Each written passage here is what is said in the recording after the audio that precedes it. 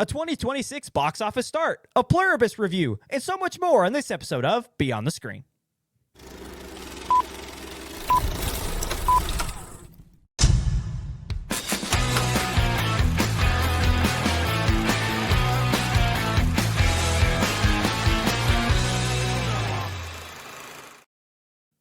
Hello, everybody, and welcome to another exciting edition of Beyond the Screen. I'm your host, Ryan, and with me, as always, is the amazing, the immaculate, the enigmatic, dare I say, Jacob Holtzclaw. Jake, what up, man? What's going on? What's up, man? I spent money on new pewter parts. It hurt. But if I'm going to continue spreading joy and wonder through video means and art, I figure better do it now while everything's relatively cheap. Yeah. NVIDIA kind of sucks for that. But apparently Asus is stepping up to fill in the gap. I don't know if you saw that. Fake. Was that fake? Yeah. Oh, that's so sad. I only read a quick clip about that. That's unfortunate. Fake news. Well, enjoy it while you can, ladies and gentlemen, if you like computers, because that AI bubble is going to burst at some point. Anyway. I hope. Anyway. I won't get my money back, but you spent a lot of money buying pewter parts. Yeah. I didn't put it together. It just sitting in a box. Well, do you want to tell the people about your escapades into the night last night that caused you to almost take a nap before we started recording? I thought I was going to, I will nerd out if you let me go too far, but I thought I was going to hang pegboards above my setup, above my monitors, and put all of my keyboards on them.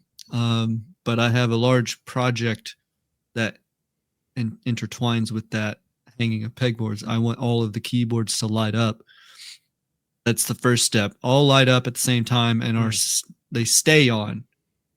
And then eventually I would like to get to a point where all the keyboards could be controlled by the same software.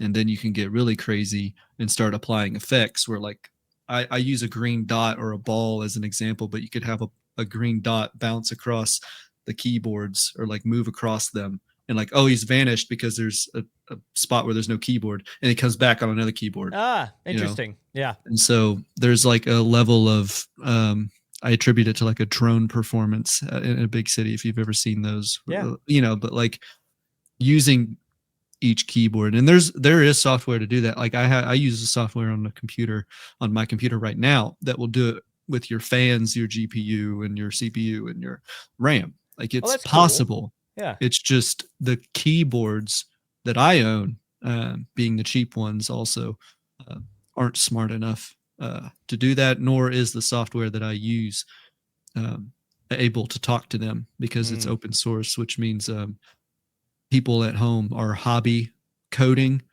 So it's like, oh, I own this keyboard, or I own this like super well-known piece of equipment in my PC. They're probably going to code it and be able to talk to it through the RGB software that they built. Open source means just like group sourcing code. And there could be a guy who's like, I have this really unknown keyboard. I'd love it to be controlled by this software. So he's going to write his own code. And you kind of just have to hope that you own the same keyboard as that guy. The Wild West is what that sounds like. Yeah. Or you have the most popular brand of accessories, PC accessories, and you almost always are guaranteed to have the support. So you really have to gamble. So that end goal is probably spend more money on keyboards and rotate them out to get ones that are accessible through software. Yeah. Each keyboard usually has its own software, which sucks. You know how there are some guys that they like have trains? Yeah. You have keyboards. I have 6 keyboards right now. 6 keyboards, and he's going to buy more. I say that because I respect it, and I think it's really cool what you're doing because you have an end goal. Like the idea of like the light show in your room that you can just use whenever you want as like a visual, like just pleasing. I think that's sick. Yeah. I know how to do it too. I'm actually just don't have a lot of time to. Yeah. If I had the time to do it, like give me a weekend, I'd probably have it done if I had all the parts to do it too. Like I'm debating on how to run it. You can't just plug a keyboard into a wall and it runs. You have to have a computer running it. So it's either a small computer or a big computer. Of course. So anyway, how are you, Ryan? I told you I'd nerd out on it. No, I wanted you to. Today was my first day back at work. Again, for those who haven't, maybe are new here to the pod, welcome, by the way. It's funny I said we because it'll be very relevant to later conversation as Jake eyeballs me. Yeah, I'm coming, Jake. Anyway, I work in higher education. And so with that, you get like long breaks. And so I had like a 2.5 week break over the holiday from like just before Christmas to like just after New Year's. And today was the first day back. So I'm just like, I'm like snoring up this, like I'm so tired, but it's a great day back. Everyone's kind of feeling that little lull, like where they had multiple weeks off and then they come back and it's like, oh yeah, I have things that I didn't accomplish or things that I had on my radar that I need to now get back to. So that was kind of my day, was just plugging everything back in and trying to get the juices flowing again. But overall, it was very productive. And so that was my day, really.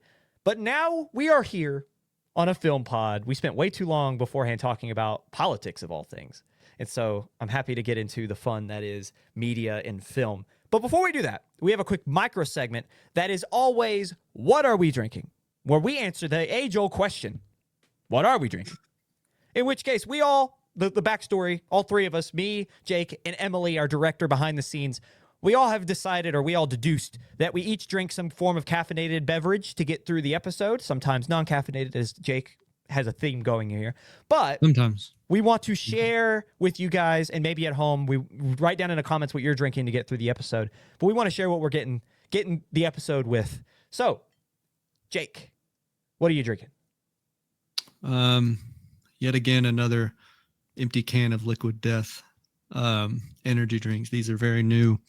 I got it when it was only available on Amazon, but I just got an email today saying that they were coming out in limited stores and Walmart soon. So I might get my hands on a new flavor, but I've yet to make it through the 12 pack I got from Amazon because, to be frank, like all Liquid Death to me, because I am oversaturated with sugar and sodium and other, like this day and age, a Coke is insane. To like a Victorian child, it would choke them, So if you're used to Coke and you try a Liquid Death, you're like, this is like you watered down maybe this much Coke in a large McDonald's cup of ice. Yeah. Like that's in it, but it's perfectly carbonated, which is the odd sense because you don't expect this watered down Coke flavor. Because mine is cherry, something like that. It's cherry cola or something. Sorry, it doesn't actually say. Oh no, you're okay. Front. It says murder mystery. In you just don't know what that in this means, essence, you are both ends of the Victorian child. You are the time traveler and you are the Victorian child because you, regardless, even though you're going, why? Because it's super carbonated, but it's very light on the flavor. Yeah. But it's enjoyable because I'm not necessarily an individual who strays away from drinking the watered down Coke after you've left it for a few hours on your counter. You're a monster. Dude, I will wake up in the middle of the night and slam a melted Coke. God. I'm learning that I like less the carbonation or the flavor and more the carbonation. I love that cold, crisp bottle when it burns the back of your throat. I crave that sometimes.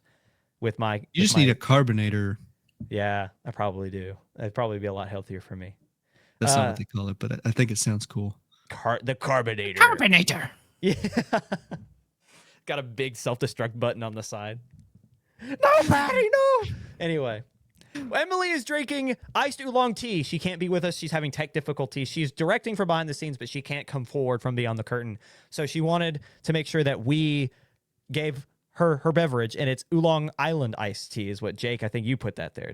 Was that you or was that That's her? funny. Yeah. Jake had a funny little hoo-ha-ha here. But iced oolong tea is what she is drinking. And I, in my lovely cat mug, am drinking just tea. Well, I drank. It's just gone. Tea. Yeah. Yeah, just black tea. It's gone. Yeah.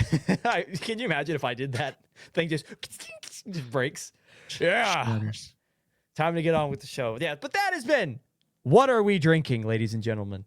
Thank you so much for participating. And with that, we're going to be getting into the first of our 3 segments on today's episode, which, as always, at the beginning is box office news. Before we get into those numbers, we like to give you the results from our predictions from last week. At the end of every first segment, we give our predictions heading into next week, and we're going to see how we did this week, right now. So those predictions last week were, I had Avatar, Fire and Ash, and Zootopia 2 at 1 and 2. Lupin the Third, which is an anime or a anime adjacent film, at 3. Marty Supreme at 4, and The Housemaid at 5. Jake had the same 1 and 2 with Avatar, Fire and Ash, and Zootopia 2, excuse me.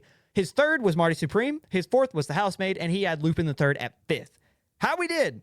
Well, we did okay. Lupin didn't even. No. Didn't even score. I took a shot in the dark, and Jake believed me, and I led him astray. But it worked for me because I got 3 out of 5 correct. I got the first 2, Avatar and Zootopia, at 1 and 2, and then I had Marty Supreme at 3. And Jake had the first 2 correct. This is like the 3rd or 4th week in a row that I think I've got more the same as you. Yeah. So fluke. But I'm being sarcastic. But anyway, Jake had the first 2, Avatar and Zootopia, at 1 and 2, and the rest were incorrect. We always compete every week against Jimmy. You might have heard us refer to Jimmy. Jimmy is a chatbot. He is ChatGPT. But we thought it'd be interesting to see how he predicted versus we. He has the entirety of the internet, and we are betting, essentially. We're just going in blind and trying to use deductive reasoning and an educated guess of the last week's results to see how we fare next week. This is the first week, ladies and gentlemen. Before I say that, Jimmy predicted Avatar, Fire and Ash, Zootopia 2, The Housemaid, Marty Supreme, and Anaconda, in that order. This is the first week in his 3rd or 4th week that he got all right. He did perfect. He was 5 of 5. Didn't miss one. I can actually, let me go back, because I use this bot for work sometimes. But I will tell you the actual numbers. All right. That he predicted? He predicted the numbers with it?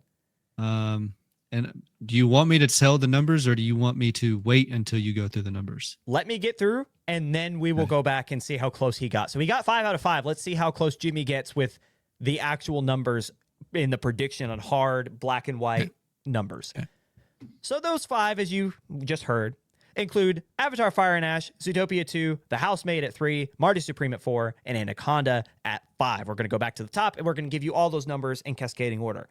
So, Avatar, Fire and Ash, in its 3rd weekend in theaters, finishes $41.4 million domestically, crossing the $1 billion mark globally. While projected to be the lowest-grossing film in the Avatar series to date, Fire and Ash becomes, again, a billion-dollar film, which is the 4th billion-dollar film in a row for director James Cameron. We talked a little bit about it last week, that the guy would be crossing it soon. He is official, and the thing is, he is in a league of his own. There is no other director that has ever done that. He owns 3 of the top 4 highest-grossing films of all time, and has now done 4 straight billion-dollar films, all 3 Avatars, and dating back to Titanic in 1997.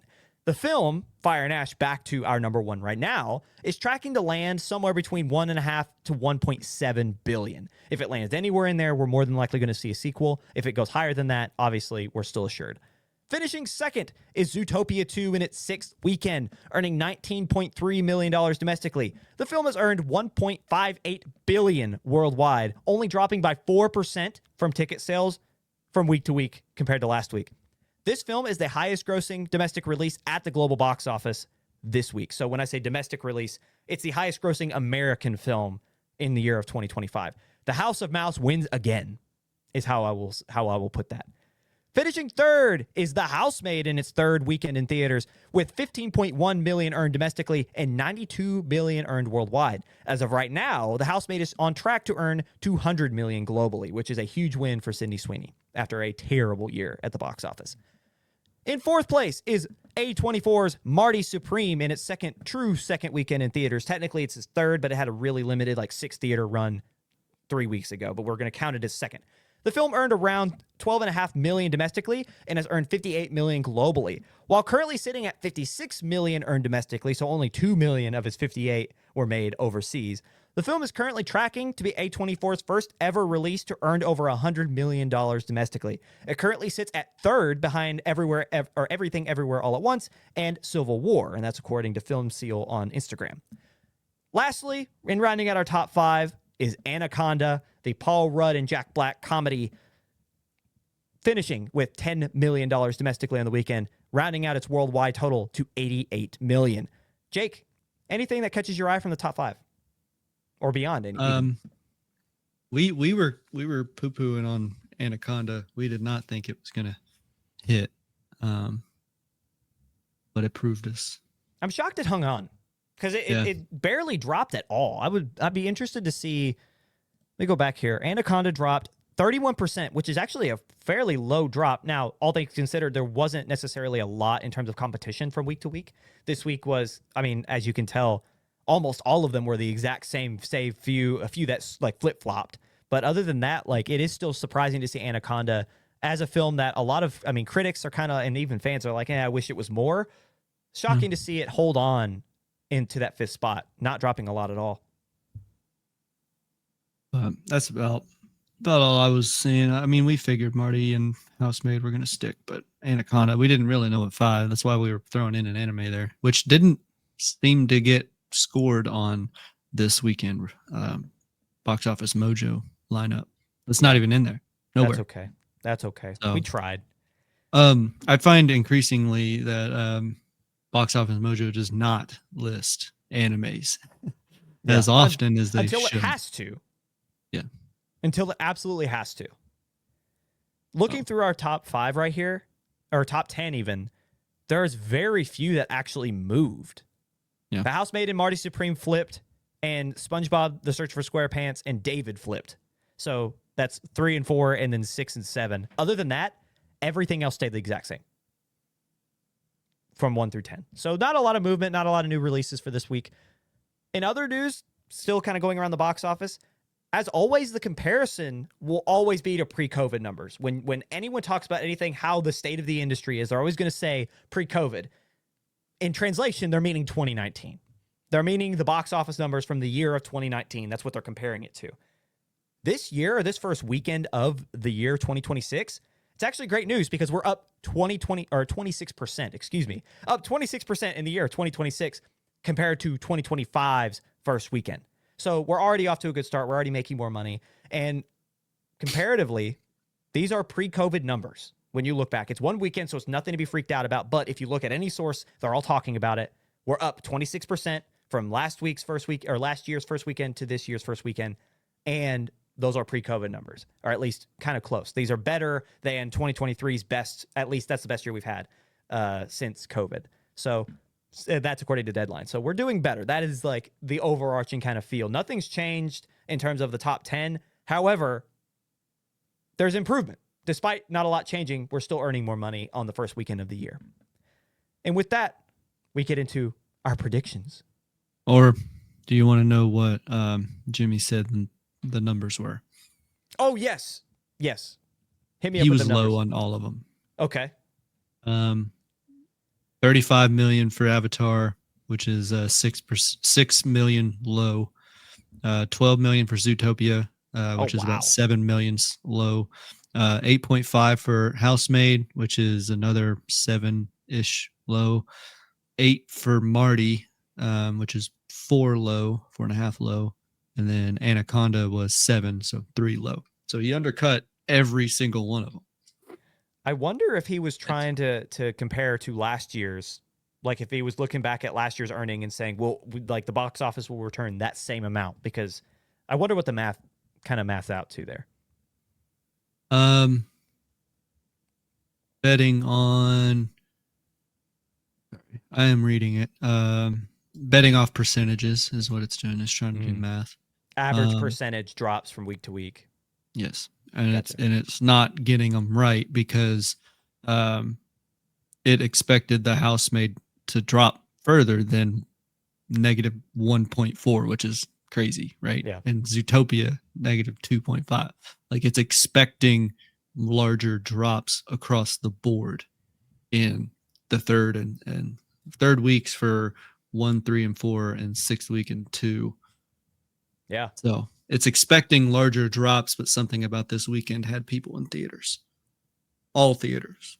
Yeah. I would only imagine that it's the beginning of the year and people are still off work. Like, they're still trying to do something. It's New Year's. A lot of people's resolutions are going to see more films. Have you noticed that? It's not a lot of lists. I didn't that I've see noticed. any resolution talk I've seen at all. It's definitely not as popular, but I've still seen resolutions include see more films in the new year, and this could be fueling that because it is a very slow weekend for new films, but people are still going out, which is interesting, and obviously Avatar being in there. And with that, me, Jake, and Jimmy are going to do our predictions. So Jake, I will start us off. You ask Jimmy and let Jimmy thank start you. cooking, Yeah. and then we'll go down the list here. So my top 5 include Avatar 3 and Zootopia 2. Shocker. I think that the two films that are refusing to lose any momentum and that continue to kind of push through will still be there. I said a number of weeks ago, or maybe last week, that Avatar 3's biggest challenge will be its 5th week. It's in its 3rd.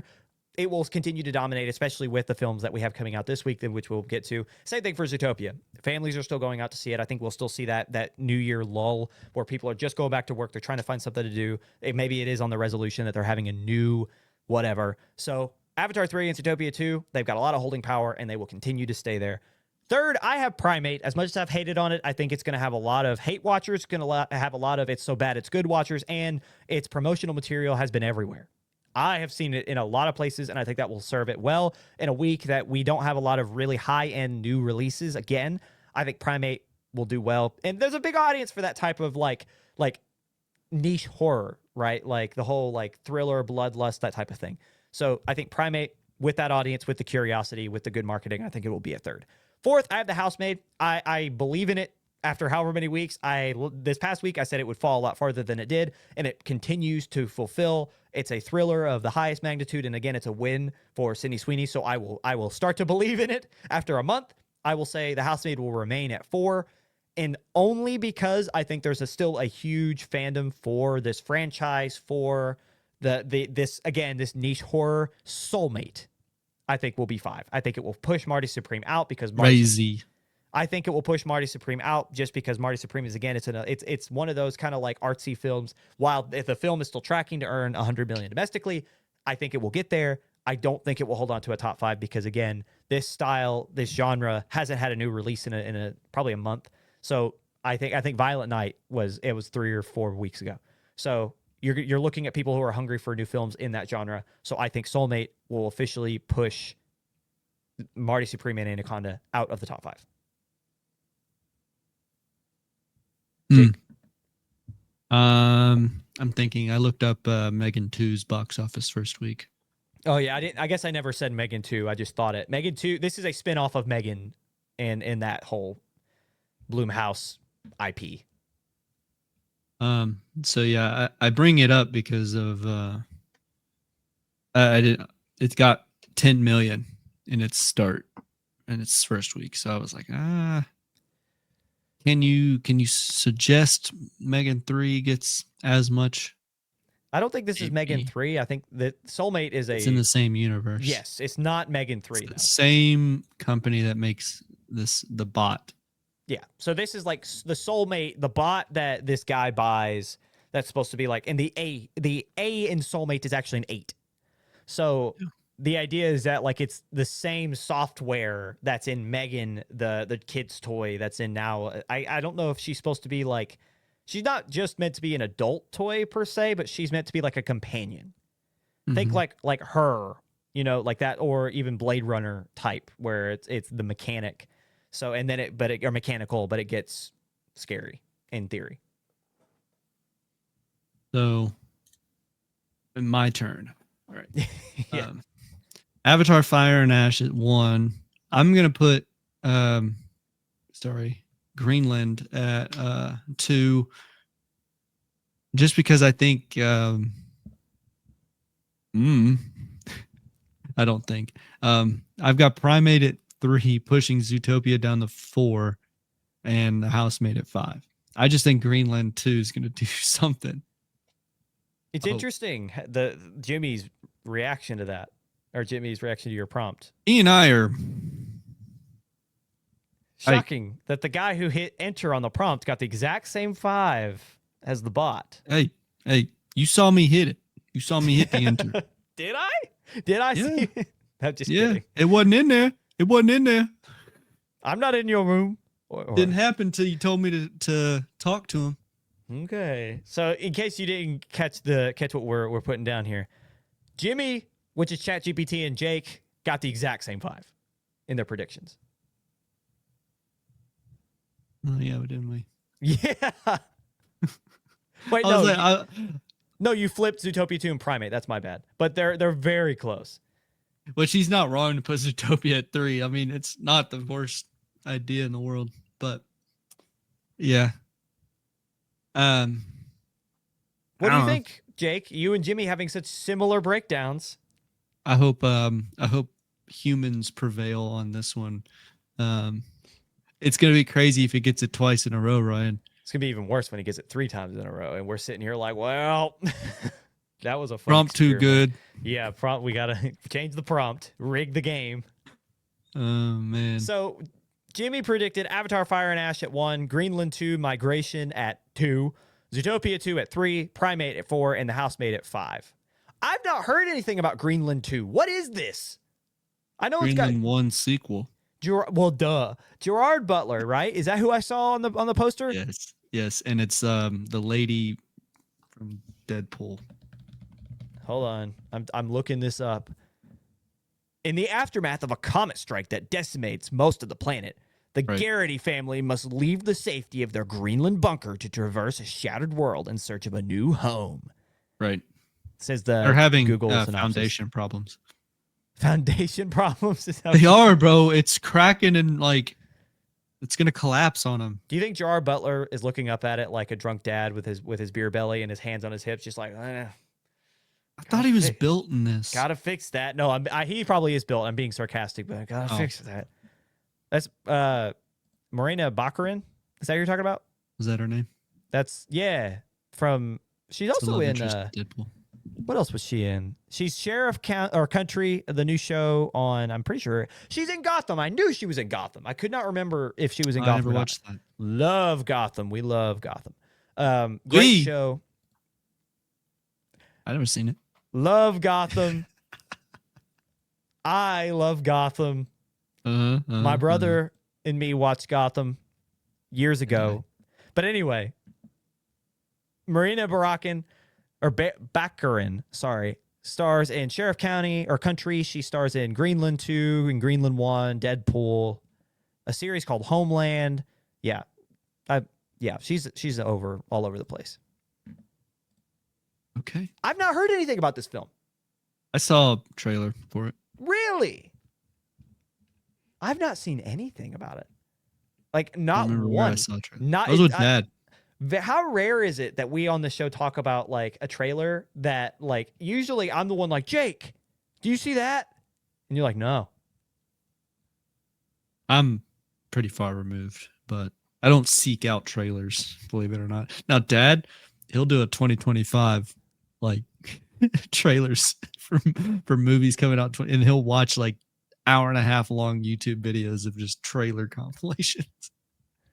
Why? Which is probably where I saw it. Oh my gosh, what a guy! I don't know. Well, he's big movie guy. I mean, there's nothing wrong with it. It's just I would never think to sit and I'm going to spend 90 minutes of my life watching the best of the best trailers from the past year. No, it's not past year. It's upcoming. Oh, the upcoming year. My bad. He's watching an hour and a half of upcoming trailers. I still don't think I would do that. It's painful, dude.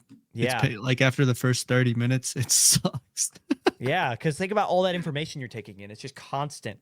Well, you gotta think that like they're gonna front load that video of like good ones. Get to like 35 minutes and it's just something you've never heard of. Oh.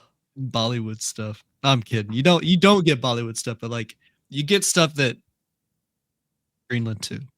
Yeah. No, I mean apparently it's in somehow it's projected to finish second in 1 and third both of you have it as second. So yeah, I saw it. I skimmed right over it because I hadn't seen anything of it, and it's probably gonna bite me in the butt, but that's okay. I just wanted to I was looking at Ryan's and I was like, what can I put in there? Because I don't think Primate's gonna do that well. He is an idiot, he said as he puts in Greenland 2. Dude, he's an idiot as I put in something that's definitely not gonna get second. I don't agree with him. I just the have chat nothing bot else agrees to put with you. I will say I don't know if that's a good thing or a bad thing. this is the same chatbot with the same prompt that did put Violent Night as third, or the sequel to Violent Night. This is the same chatbot that made my PC parts triple the cost of what they're supposed to be. Yeah. What a way to round out, like loop the conversation back to the beginning and end it perfectly. Any final thoughts before we go to break? And with that, we're going into segment 2. So coming up after the break, we talk about Vince Gilligan's Pluribus. Coming up next.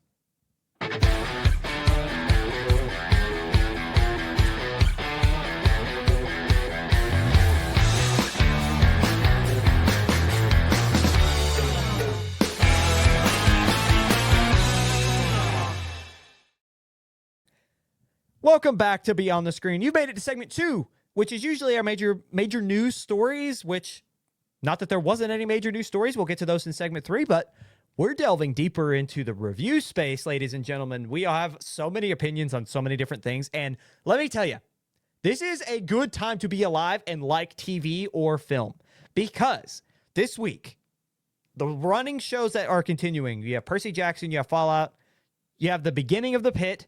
And doesn't JJK start this week too? The 8th. The 8th? That's this week. That's the same day that The Pit starts. We are living, ladies and gentlemen. This is the time to be alive if you like good television or good movies as we continue to go forward into the new year. I've already seen the first episodes of JJK, and I will be sad. Yes, we've talked. I'm so excited. I feel like it's so funny because if you asked me 4 months ago, like, do you know that you're gonna like JJK? I'd be like, what are you talking about? It's insane the turns. What's that even mean? Yeah, well, I don't. You what? But no, acronym.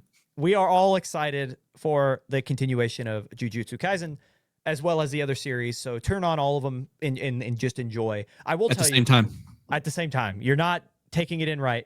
In modern times where everyone has to watch Subway Surfers in the bottom half of the screen, I'm sure there's someone out there that's got it. Or 4 different football games at once. That is a thing of which I cannot comprehend.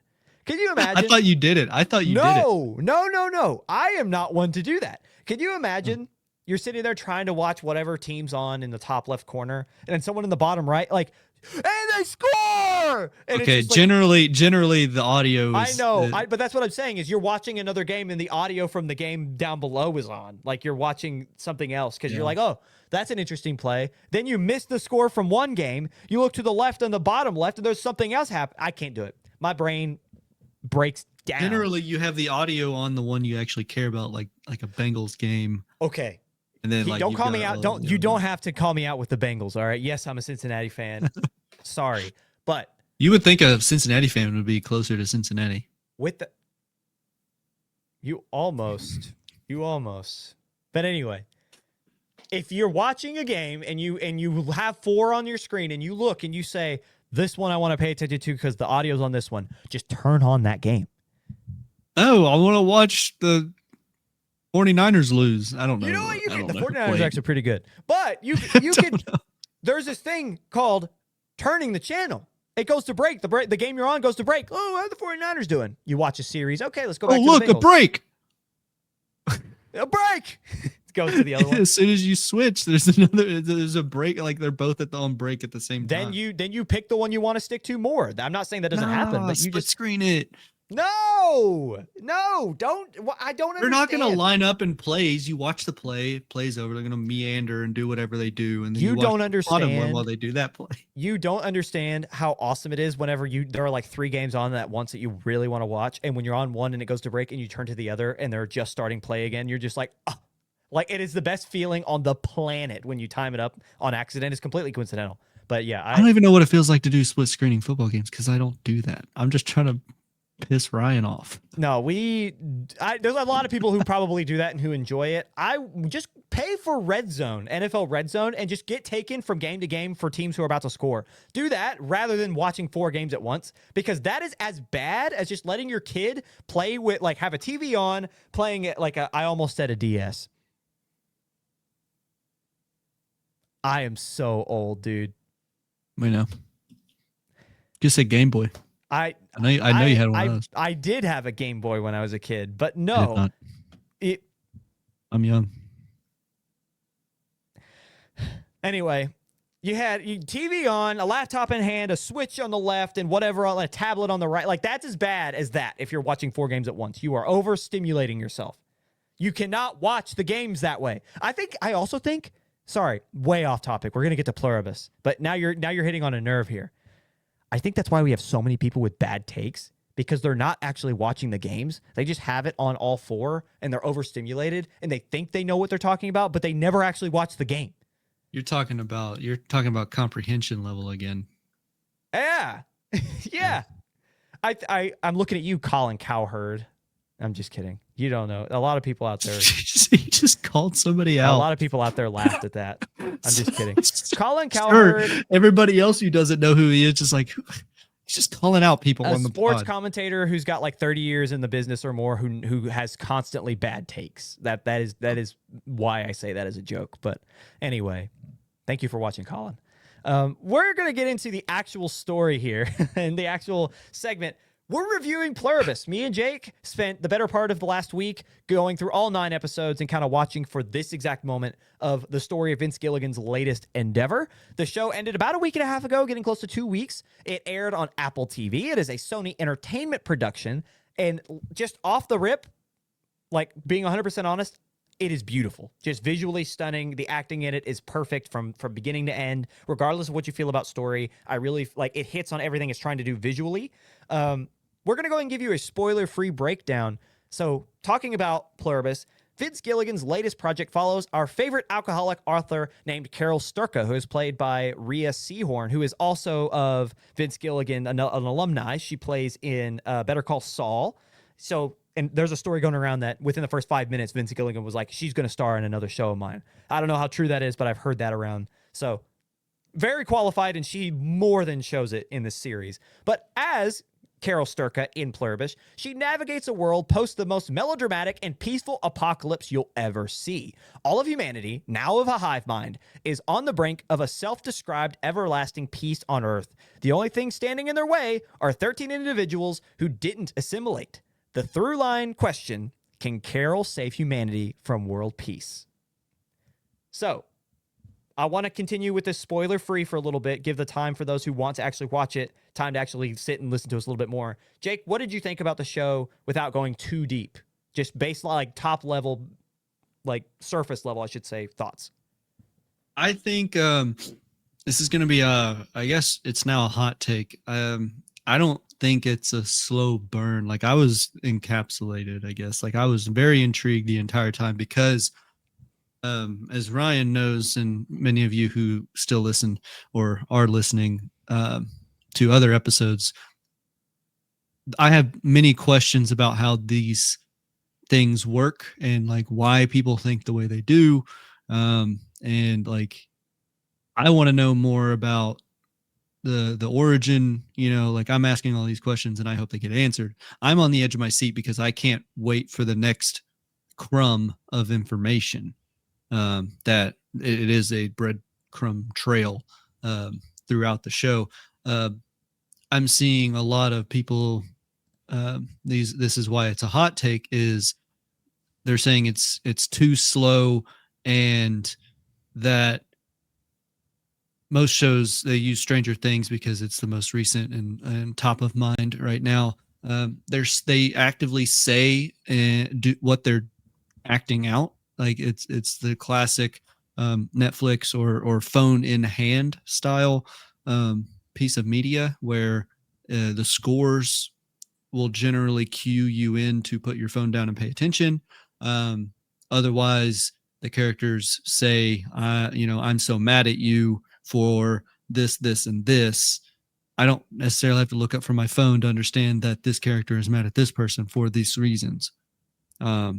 And then there's like, I forgive you for this, this, and this. I was like, okay, so conflict resolution. And I did nothing more than look at my phone and I didn't need to look up. And then once the scores swell and like the rising action or even the climax hits in the big fight scene or something like that, I'll put my phone down and look. Like that's what they're saying is the reason why this feels so hard to watch. And I will admit Gilligan has done this to me before with like a Better Call Saul. I was very much in that mindset. I was the season 1, season 2 Stranger Things watcher. I don't think they came out at like near the same time, but like I would attribute myself to that. I was still at home. I remember when I watched Better Call Saul, and I dropped it probably about halfway through just because I was like, dude, I can't. I'm not getting anything out of it. I picked it back up, and I think it's one of the best shows I've ever seen because the ending was so crazy. And I don't think the ending was out when I first started watching it either. So I think I did the right thing. But this is the type of storytelling that Gilligan does. And I applaud him for it because I've loved everything he's done so far. But it is the hot take that this is beautifully told, exactly how it should be. And what is it? Wildly, it's like it resonates, I guess, or like it's you can see yourself in the same position as the main character. There's a word for that. Very humanistic, very real. Like you feel relatable. Yeah. Yes.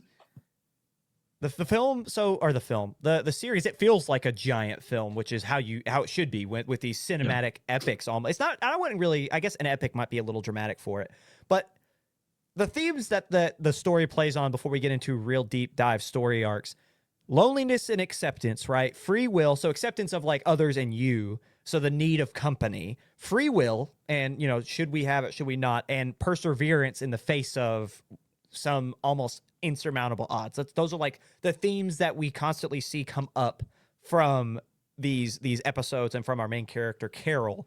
And it's what's interesting is you have humanity on the brink of a dystopian future unlike any that you've ever seen. And when we say like peace, there is a version of that is within this peace forced upon humanity that Carol, for some reason, we will not say that, mainly because we don't know, right? We can't spoil information we don't have.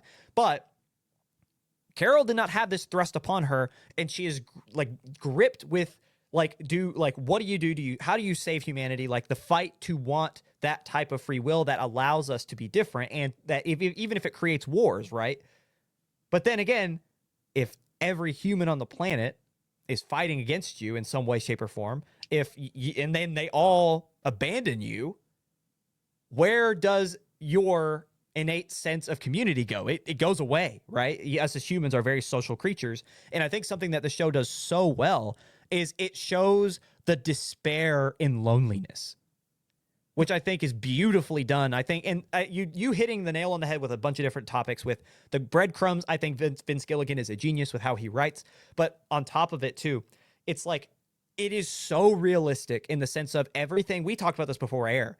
Everything that was done by each character, when you saw them do it, you thought that makes sense. There were a few things that we talked about that were like, man, I don't know if I would have done it that way. But then again, that's the beauty of free will is in humanity and us being different is that, and a lot of people would have done the same thing, and so we'll get into the kind of the debate about more about free will versus kind of like what the hive mind offers and more about them here in a minute. Because again, I fear going deeper into this discussion because of our people who haven't watched it yet, who don't want to be spoiled. But yeah, a beautiful, beautiful story, which it does take its time. It is I guess kind of like to end the spoiler free breakdown before we get into the actual story, which will give a warning. It is a character study.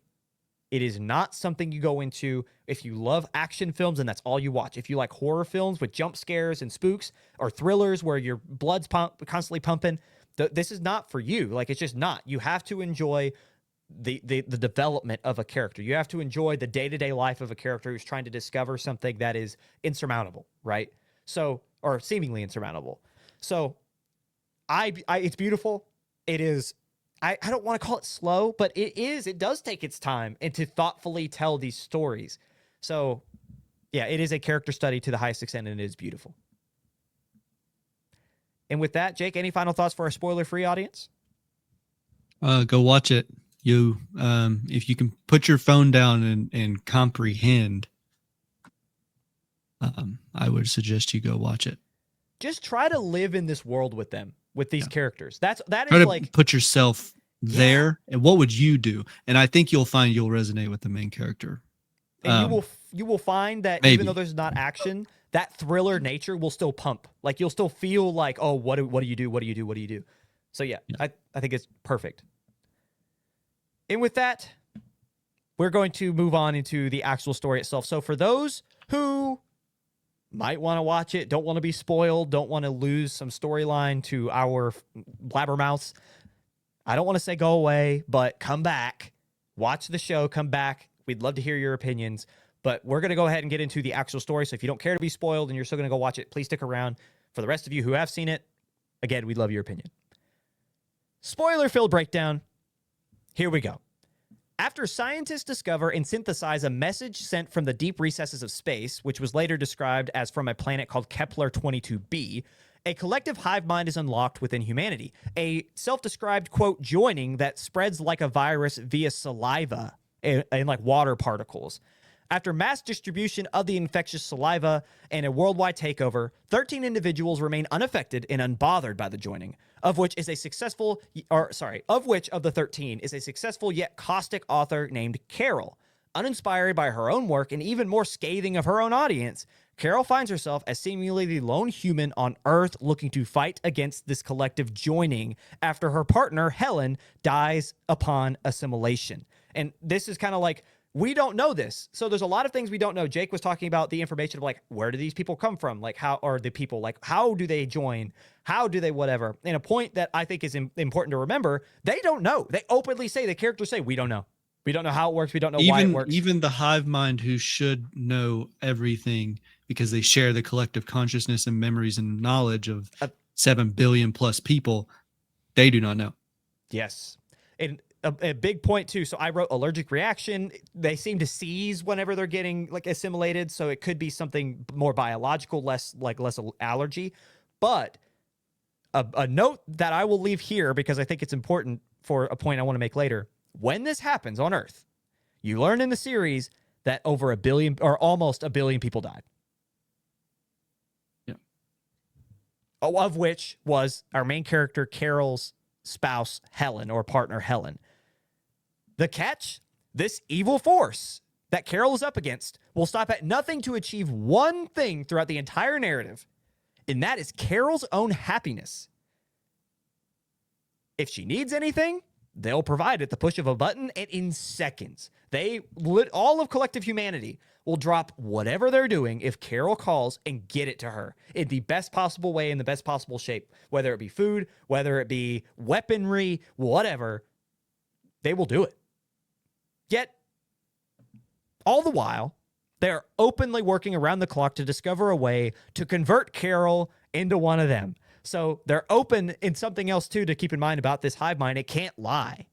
It cannot lie. It's physically incapable. If you ask it a question and it does not want to answer it, it will leave. It will not answer yes or no. It will just leave, which in many ways gives you your answer anyway, right? Like if you know that they want to say no and they leave, you know the answer is probably yes. But because of their inability to lie, they share certain tidbits of information, i.e., they don't know how they got this way, and 2, that they're working against Carol, even though they say that her life is her own.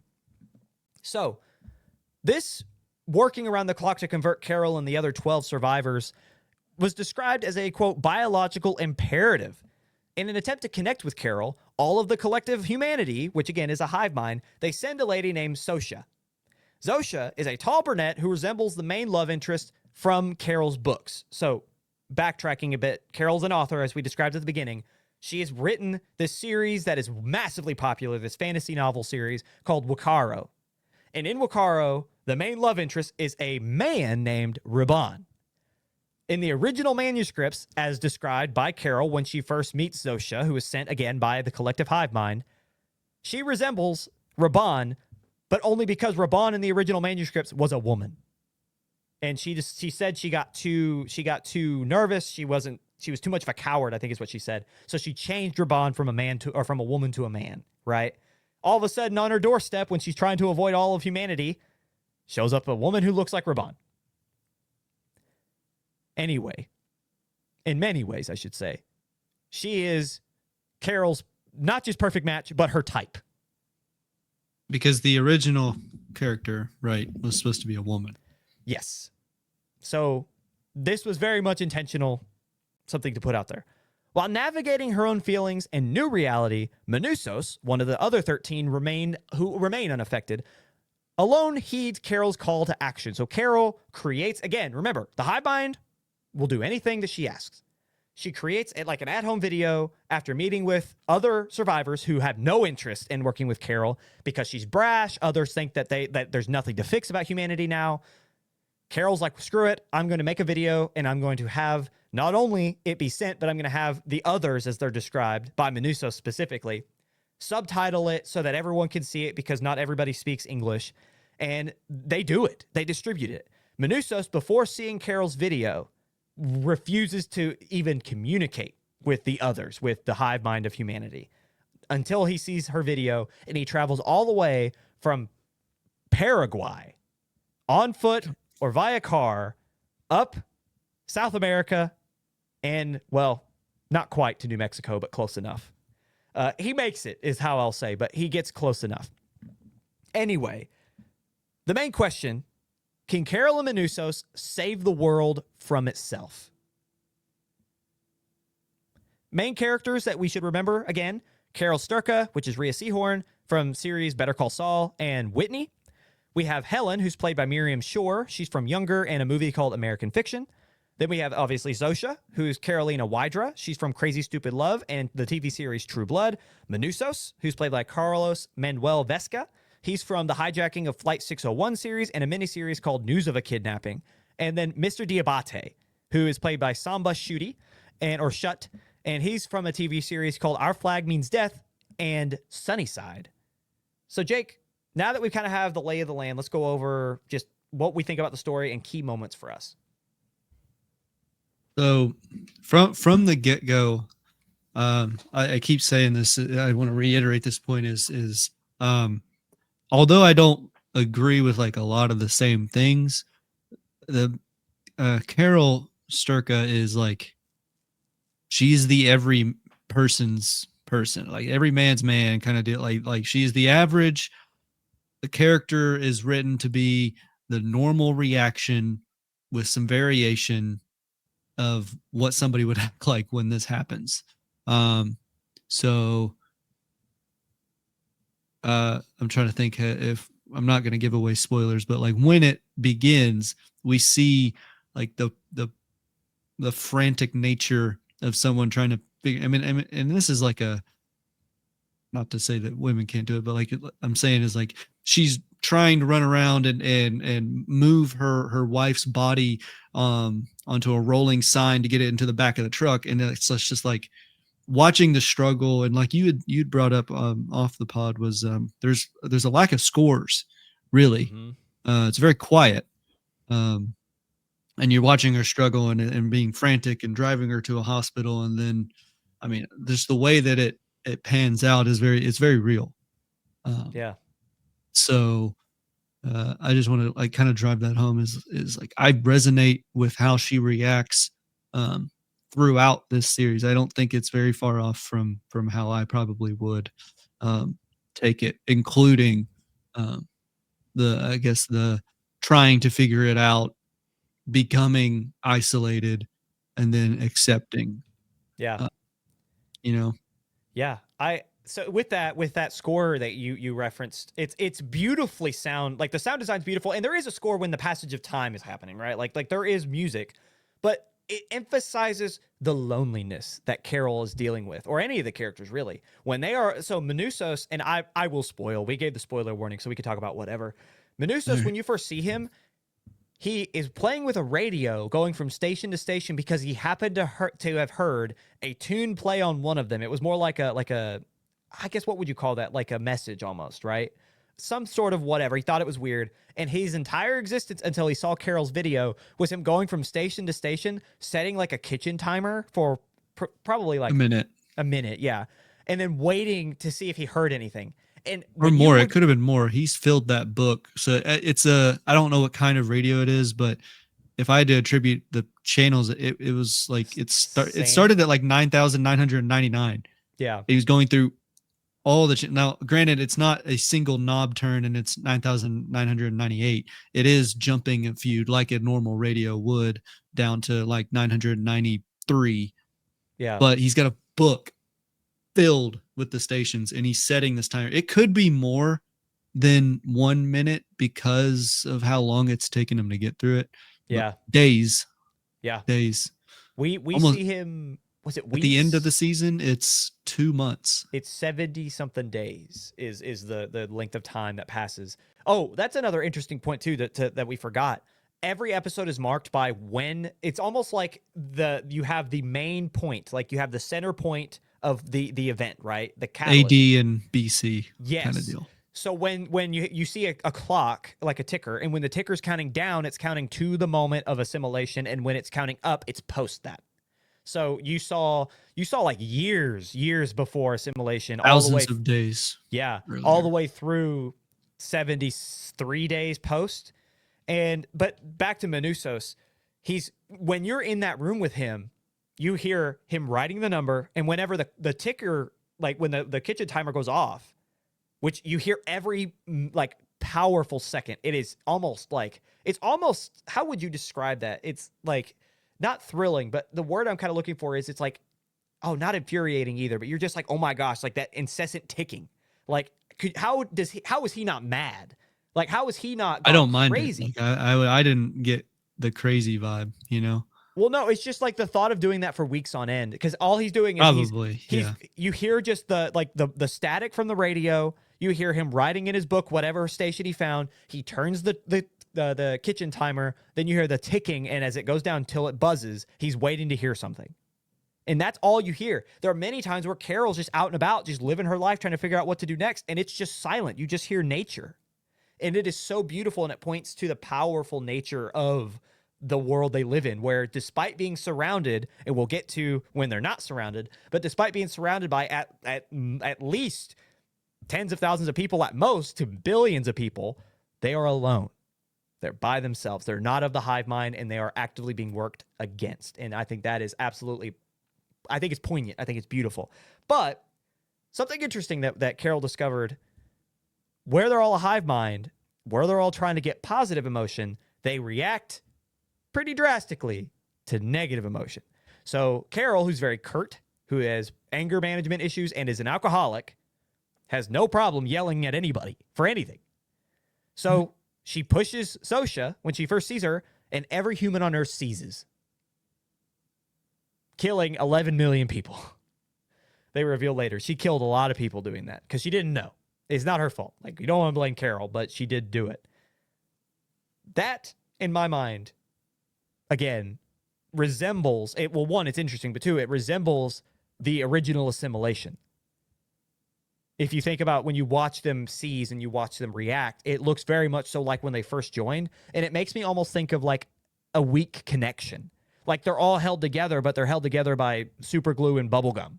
You know, like if you push enough, they will fall. And like that connection that they described as like breathing will crumble. Well, they had alluded to the connection being like frequencies and yes, not necessarily radio frequencies, but kind of like radio frequencies because Manunos is using a radio, you know, like that was somewhat explained in a scene where it wasn't exactly that, but it is that. And it is like a frequency that connects everybody. And it's something that a body emits, whether or not electrical impulses in a body change under stress is the reason why the seizures happen, because the impulses in the emotion changes the frequencies of this virus or this hive mind.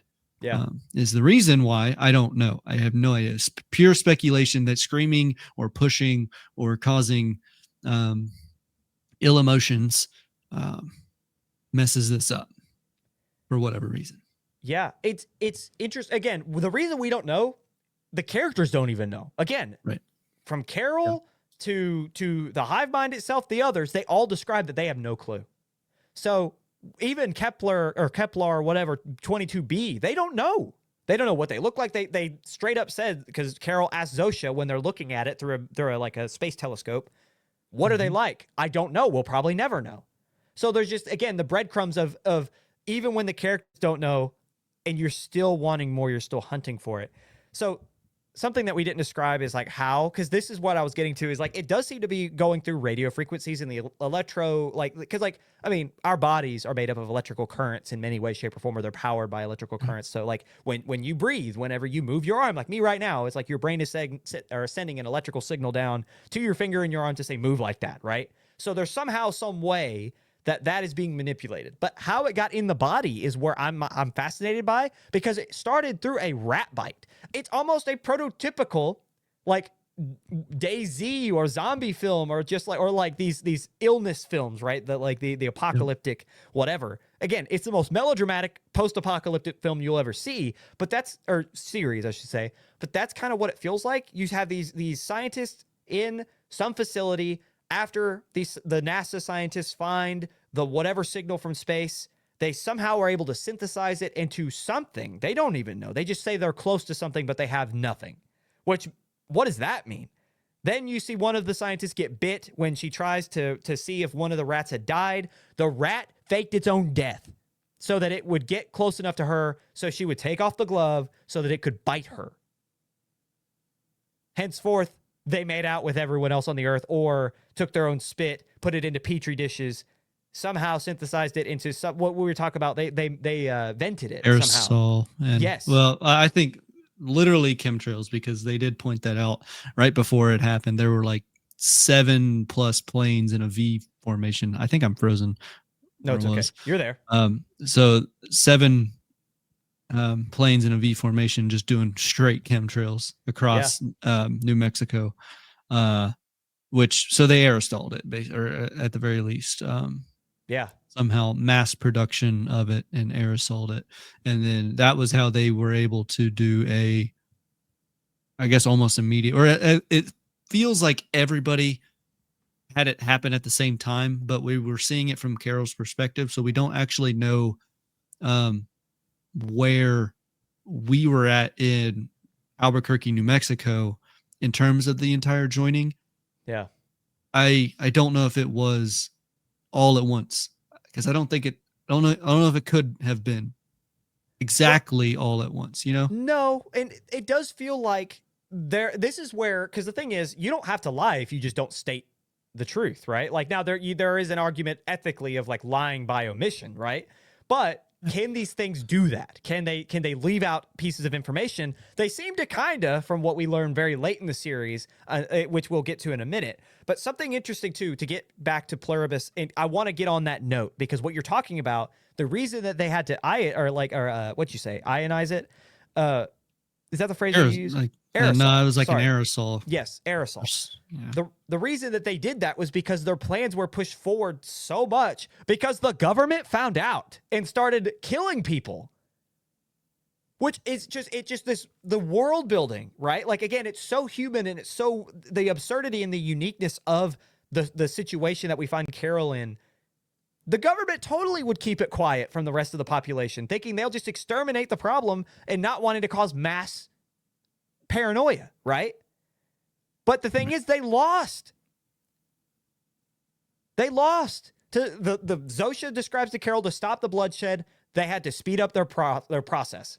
And obviously, it wasn't all. I think you're right. I don't think it was all at once. But this gets to a point too, is like throughout the entirety of the series, I just kept feeling like, and tell me if you agree with this or you have a different take, it just felt like they were always leaving something out. And I feel like I was validated in that at the very end. But there's something with the lack of information and with the purpose that humanity moves towards, right? Whatever's controlling them, whatever the hive mind is, right? There's some sort of end goal besides just, as they say, sharing the message with other planets or trying to live this free, peaceful life. Because, again, if we go back, 1 billion people died at the very beginning when they did this mass joining. And was that because they rushed it, or was that? They seem to think so. Mm-hmm. But that feels more to me like a culling. That feels more to me like they want the strongest, right? Like they're almost doing like genetic manipulation, trying to, hey, we want the strongest of humanity as the hive mind. So we're going to, like, they know, regardless of if it was sped up, they know because of how, as you see, it's a vigorous, rough process to join. everyone seizes. Helen, who is assumedly a mid-40s, maybe even late 30s, healthy woman, doesn't make it. So how are these kids, how are these elderly people supposed to? It feels like that was intentional for me. It felt like there's so much there. And so to further what I was saying, and sorry, I don't mean to hog the time here, Jake, but at the end, I was looking through all the actors that were in it. Oh, okay. At the end, the reason, again, this just kind of made me be like, oh, okay, I think I'm right here. They're leaving something out. There's a higher end goal that they're not telling people, right? I do think that there's an opportunity for humanity to come back because, again, they can't lie. And when Carol asks Zosha if there's a way to reverse it, she doesn't answer. She refuses to answer because there is a way. But I also think because of their ability to not lie, but lack or like leave information or feed certain types of information, the distribution of information is still theirs to control in some way, shape, or form. There's something that they're not telling people and nobody's asked them the right question yet, and they know it. I.e., my proof of that, at the very end, so Carol deals with profound loneliness because after she pushes Zosha so far, and I guess essentially you could say pushes all of humanity so far, they leave.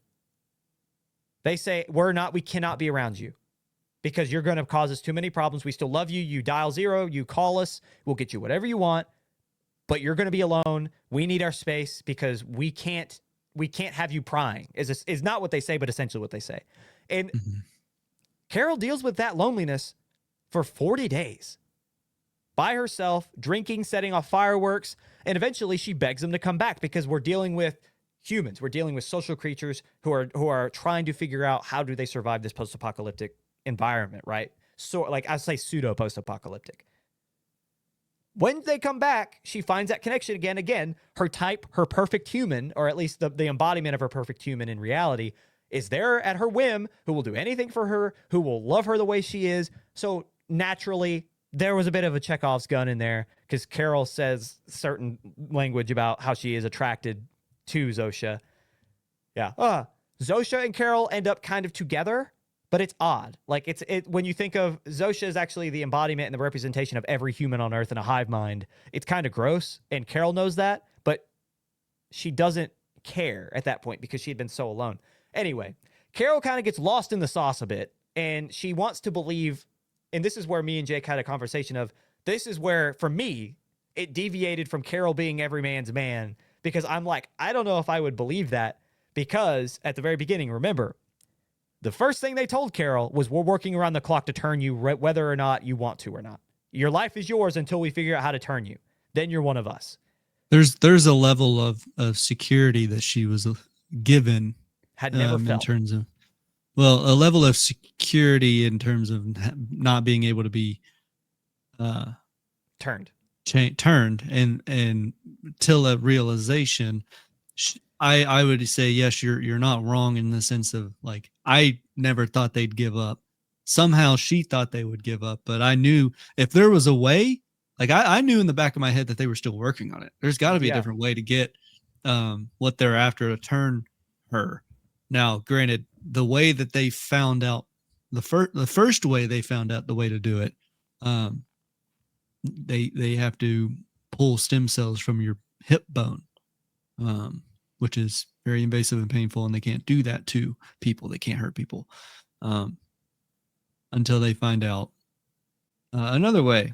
Like, they're always going to find out another way. Like, people are, See, that's what I'm saying, though, is that if you have the collective hive mind of everybody, right? You have that's a great image. But I know. But think about every human, every scientist on Earth, every doctor, right? At some point, if they in a matter of weeks can go from something they've never studied before to something that they know for a fact will work in a number of weeks, you have to think in the back of your mind that after so much time, they're going to figure something out. In the case of Carol, you learn. Should we spoil this one? This is kind of the big one. We will leave a little bit for you. Sure. We'll leave a little crumb on the table to get you to go watch. But anyway, it is revealed that there is another way, and they are working on that other way. And it is almost definitely 100% eventually going to catch up to Carol. Yes, it is actually like a 100%. Is it a 100? No, they're working on it. They're just working on it. It will But take it a is highly likely number of weeks to a month to synthesize the stem cells. in 3 months at most. Yes. So it's going to happen. It's just a matter of how quick or how long is up for debate. Mm-hmm. So that leads us back to our boy Minusos. Oh, the homies love Minusos, okay? The way we said it beforehand was Minusos is a man of integrity. Every time he siphoned gas from other vehicles. Oh no, Jake's crispy. Every pixel I can see, ladies and gentlemen. Fuzzy in here. Yeah. But every time he siphons gas from a car to power his way through South America to get to Carroll in New Mexico, he leaves a bit of cash. Whenever eventually he's in a hospital, we won't say why, he asks what the bill would have been, and he leaves a note saying, I will pay this. Very much a man of integrity. He has deduced a way, or at least he's on the way. He's learned a lot of information after finding Carroll to turn people, or at least he thinks he has a lead in how to turn people back. And in doing so, one, he warned them before it happened. He said, hey, I don't know. He's like, I need you guys to stop doing what you're doing and be prepared for what I'm about to do, but I need to do this, which is a very honest and respectful thing to do. But secondly, when he tells Carroll's like, I can't be alone again. I'm going with Zosha.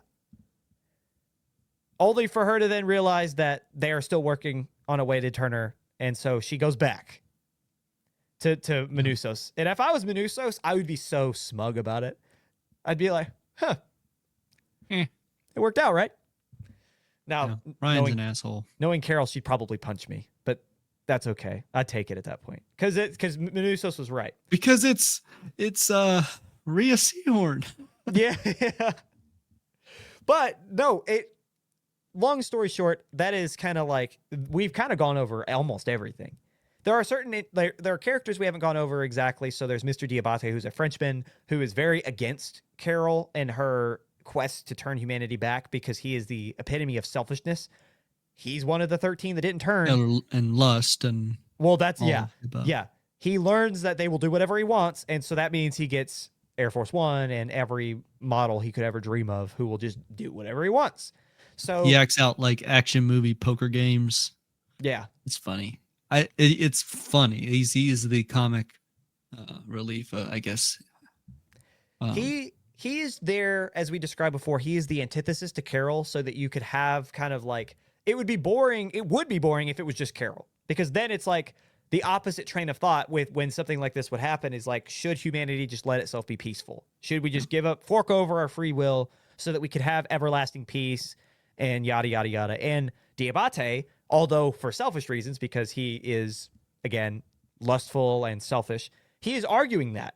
And so anytime he shows up, it is Carroll fighting with morality and the ethics of is humanity's free will enabling negative things, and should we allow this thing to happen? That is the conversation in not so many words that is happening between Diabate and Carroll.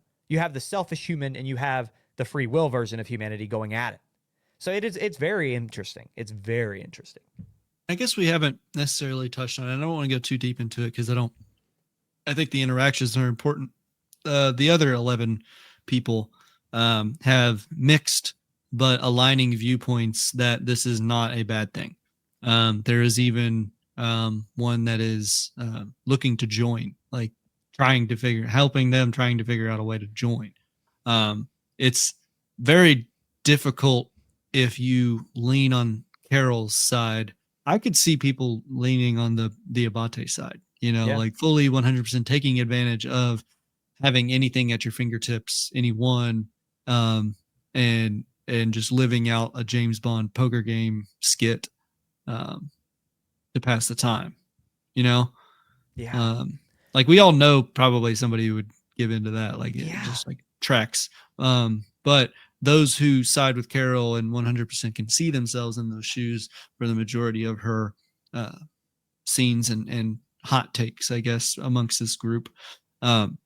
There are some individuals that get my blood boiling, dude. It pisses me off how willing And there's an obvious one, but there's others that are just like, are you stupid? So Yeah. we can move on. But if you want to be angered by Yeah. great acting, this is also one for you. No, and I think you're right. But it's also like when I see Diabate and he's at the fake James Bond like poker game against a Eye hilarious, patch guy. almost a cartoonish caricature of a villain, right? Who breaks character, and Diabate yells at him and is like, "Stay in character," and he's like, "Ah!" And he like stands up or whatever. It's really funny. Slaps a glass. Yeah, Yeah. it's like all rehearsed. But like, would you not lose that sense of authenticity? Because you know it's fake. Like I guess like for him, he doesn't care because he has that selfishness of I will always He's win. got a level of narcissism. Right. But it's like I watched that scene and I just remember thinking like, but you know they're not real. Like all those women around you, that affection is synthetic because you're asking them to do that. That dude that hates you, you know you have the better hand because you asked him to hold the worst hand.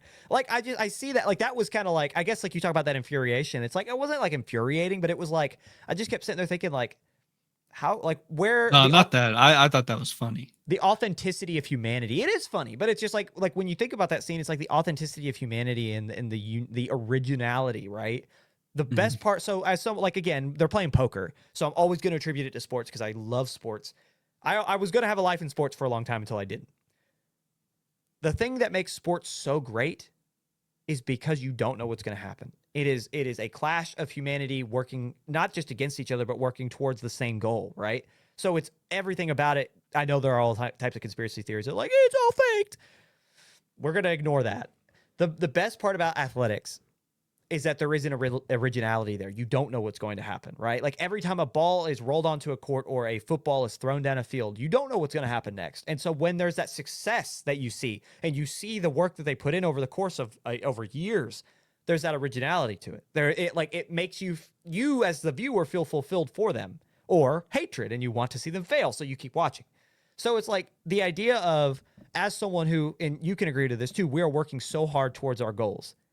Now imagine if all that hard work culminated in you just being given, right? Like it's like, okay, like instead of you earning this, you were going to get it from the beginning. You know what I mean? Yeah. So for me, it's like, what's the point? Like if I'm just going to get it, I'm not going to earn it. Why would I do the hard work when I could just have it? You know? I'd get bored. Yeah. I would get bored. But yeah, it is very, and the thing is, going back to the other 12 and their kind of their unwillingness to help Carol, it's got to come from a sense of like despair and almost helplessness, because it's like, all my family's like this. Like, what am I? I'm just a normal person. Like, what am I going to do? And I wonder if it's because the hive mind chose to act like their family members, or they were asked to act that way, which makes it a whole lot easier for those, might I say, weak-willed, weak-minded individuals to brush it under the rug, if you will. yeah, Like a mom and her children, or a lone person with her whole tribe being turned, and she's only ever known her tribe in the mountains. You know? oh, the goat. Oh man, that Yeah. really got me, dude. That was so sad. Yeah. No animal deaths. That's not what we're talking about, but it is something that is really disheartening, and it's very upsetting when you realize, because I think that scene specifically emphasizes that she has a lack of humanity. Yep. Her free will is gone. So, like what we're talking about, ladies and gentlemen, is there's a scene where the one that wanted to turn, she is eventually. That's not really that much of a spoiler because you know what's happening, right? Like they say that they have a way and they do it. Before she's doing it, like the whole hive mind acting as her family and her tribe, her relatives were singing her favorite songs and were giving her favorite foods, and they were they were talking to her. Now, mind you, they've released every animal on the planet. They don't believe in trapping animals. They don't believe in killing animals. So it's odd to see them have a pen filled with these chickens and goats, right? But when you see this character, she's sitting on a stool in the middle of this pen holding a baby goat, a kid, and she is petting it, like loving on it. Like you could tell she's nervous, and she's just really like using this soft, luscious fur as like a way to ease her nerves. After she has turned, she, with a smile on her face, with really just like, I guess, conviction, but no real thought, she walks over, she opens the gate, and all of the animals run out. She turns and she walks away. And as she's crossing kind of the center threshold of this like village, The goat runs up behind her and tries to follow her and stops about halfway and yells at her, and she doesn't turn. She does nothing. She just keeps walking. And eventually the goat gets disheartened and turns and walks away. And it's very like when you see the juxtaposition of what she was and what she became, it really is like that scene is there to emphasize that she's not human. That humanity is gone from within her. And she is now a part of it, whatever it is. And despite how, because there are parts of the thing where I'm like, man, these seem like they're trying to be good people. Like that would make it so difficult morally and ethically. It's like they're trying to be better. Like this humanity, this version of humanity, they're doing everything they can to take care of not just the world, not just of these animals, but of the people who haven't turned yet. And they're so nice, and it really plays with your mind as the viewer. But then you see scenes like that, and you're like, there's no humanity there. There's none. Like they are without. And I think that scene was one of the most powerful in the entirety. That and Manusos's monologue when he was talking to them at the forest, if you remember what I'm talking about. I will leave that for you guys because it's so beautifully put that I just want to leave it there. It's very quick. It's not a long monologue, but he says something when they press him about trying to give him stuff and about trying to say the things that are his, and that's where I'll leave it. But yeah, so many poignant, beautiful moments. Just live in this world, as Jake said earlier. Put yourself in these characters' shoes and try to imagine what you would do, whether it's just give in to the hive mind or whether you would do something different than Carol, whatever. And you will find yourself being as thrilled as an action film if you can do that. Now, again, this isn't for everybody, but it's beautiful and the shots are great. The sound design is fantastic, and Vince Gilligan does it again. Is it better than any of his other projects? No. Like, I've not seen Better Call Saul, but I've seen Breaking Bad. It's not better than Breaking Bad, at least not thus far. But it's a Vince Gilligan, so it's fantastic. The reviews so far, before we get into our final notes on Pluribus, IMDb, it's got 8.1 out of 10 with 90,000 reviews, which is pretty good from what you see other places. I.e. Rotten Tomatoes, the tomato meter, which is the critics, 98%. The popcorn meter, which is the fans, thousands of fans, gave it a 67. And I knew it would be that low. I had a feeling just because of how slow it was. Slow. But, Jake, now is time for the official Beyond the Screen review. What is our collective thoughts regarding Pluribus? Are we out of 5 or? What have we done? Have we done? No, we've done out of 10. We've done out of 10. Have we? Yeah, I think so. Maybe we switched. Maybe the first one was out of 5 and the second was out of 10. We're doing out of 10. We'll do out of 10.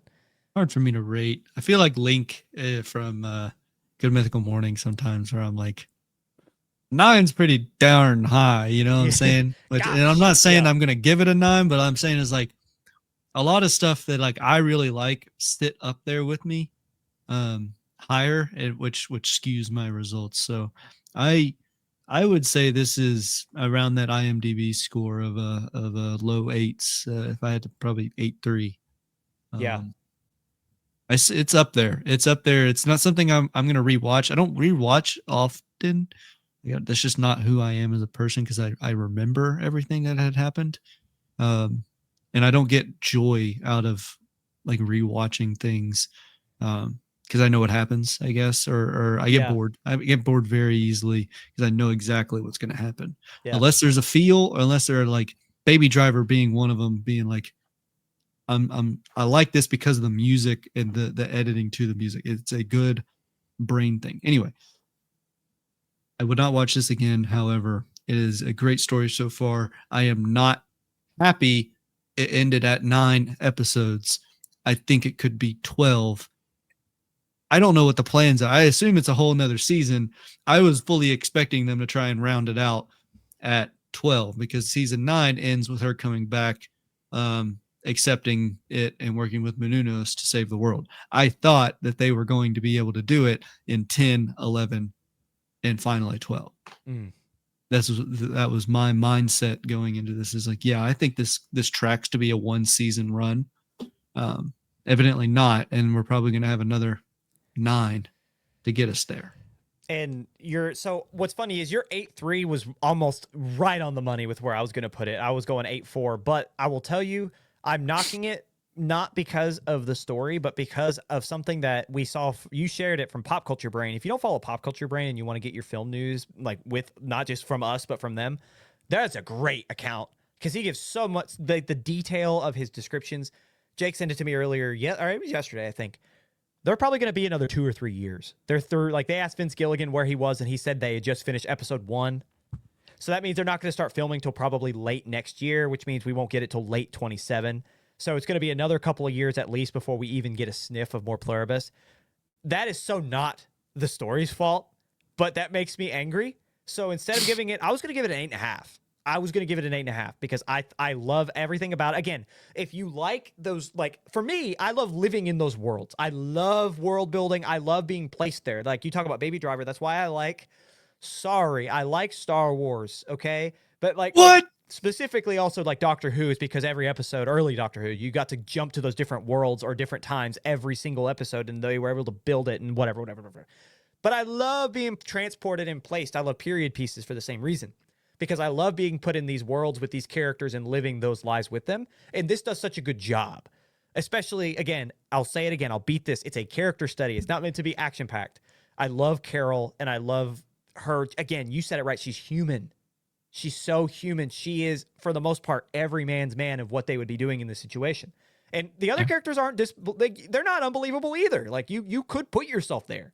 So, anyway, because of something it can't control, or I guess Vince Gilligan can control, but the story can't control. I'm done. It's an 8. I'll put it at an 8. It's 8 flat because I'm mad that the industry trend is to have a show wait 4 freaking years before they put out 9 episodes. Gosh, why do they do that? But anyway, he's been spoiled by the pit, folks. And the pit's gonna be great. The pit's gonna be another Emmy-winning show. Anywho, the collective 8 spoiled to 8.3. rotten, folks. What are we going to call that? 8.1 or 2?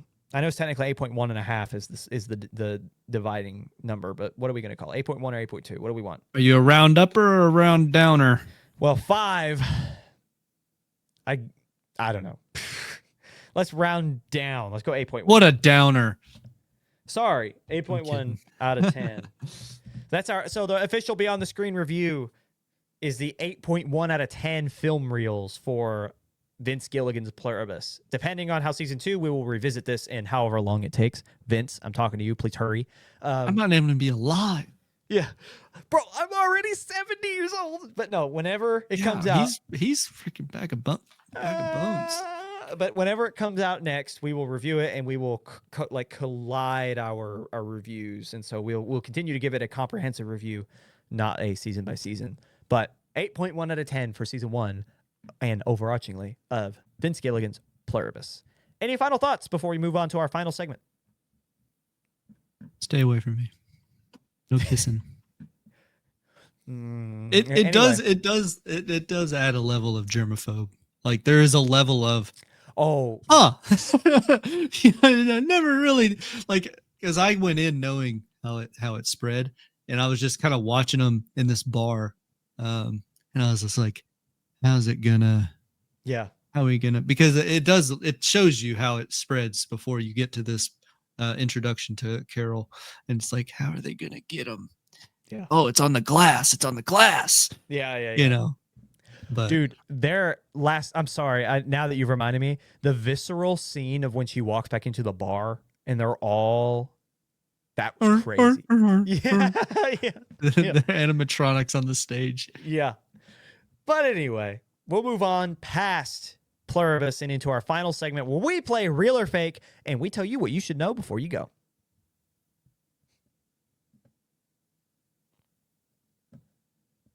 We're still here, ladies and gentlemen. After the break.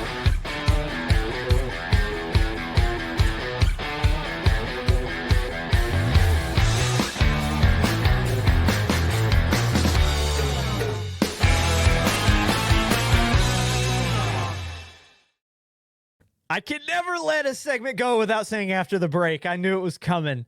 Anyway, welcome back to segment 3. Ladies and gentlemen, thank you so much for being here today. The fact that you allow us to do our stuff, we've been here for an hour and a half. We talked way too long about Pluribus, but we had a lot to say. 9 episodes, 9 hours of a show is a lot to go through. So there's a lot we didn't get into either. Like we hinted at some things, but we left information out. So there's still a lot of twists and a lot of turns to find watching. What's his name? You said Menounos and it screwed me up. Sorry. Menounos. Watching I was Manusos's thinking, journey. isn't there a person named like? Yeah, Menunos is something else, but Menusos. That's the lady on the gas pump, Yeah, Maria Menounos. isn't it? Yeah, Yeah, yeah. yeah. Not just she's Nuvi's sponsor person, but anyway, there's so many twists and turns, and there's so much good TV to watch. So just allow yourself to live in that world. I'll beat it into your brains at home. But anyway, thank you for being here. Thank you for allowing us to talk about Pluribus, and thank you for allowing us to be your home for film news. We love doing this. We love hanging out with each other. We love hanging out with you. We'd love for you guys to leave comments down below. We'd love for you guys to share our stuff and just give us kind of your opinions and feedback, because we would love to have an open dialogue and discussion with you.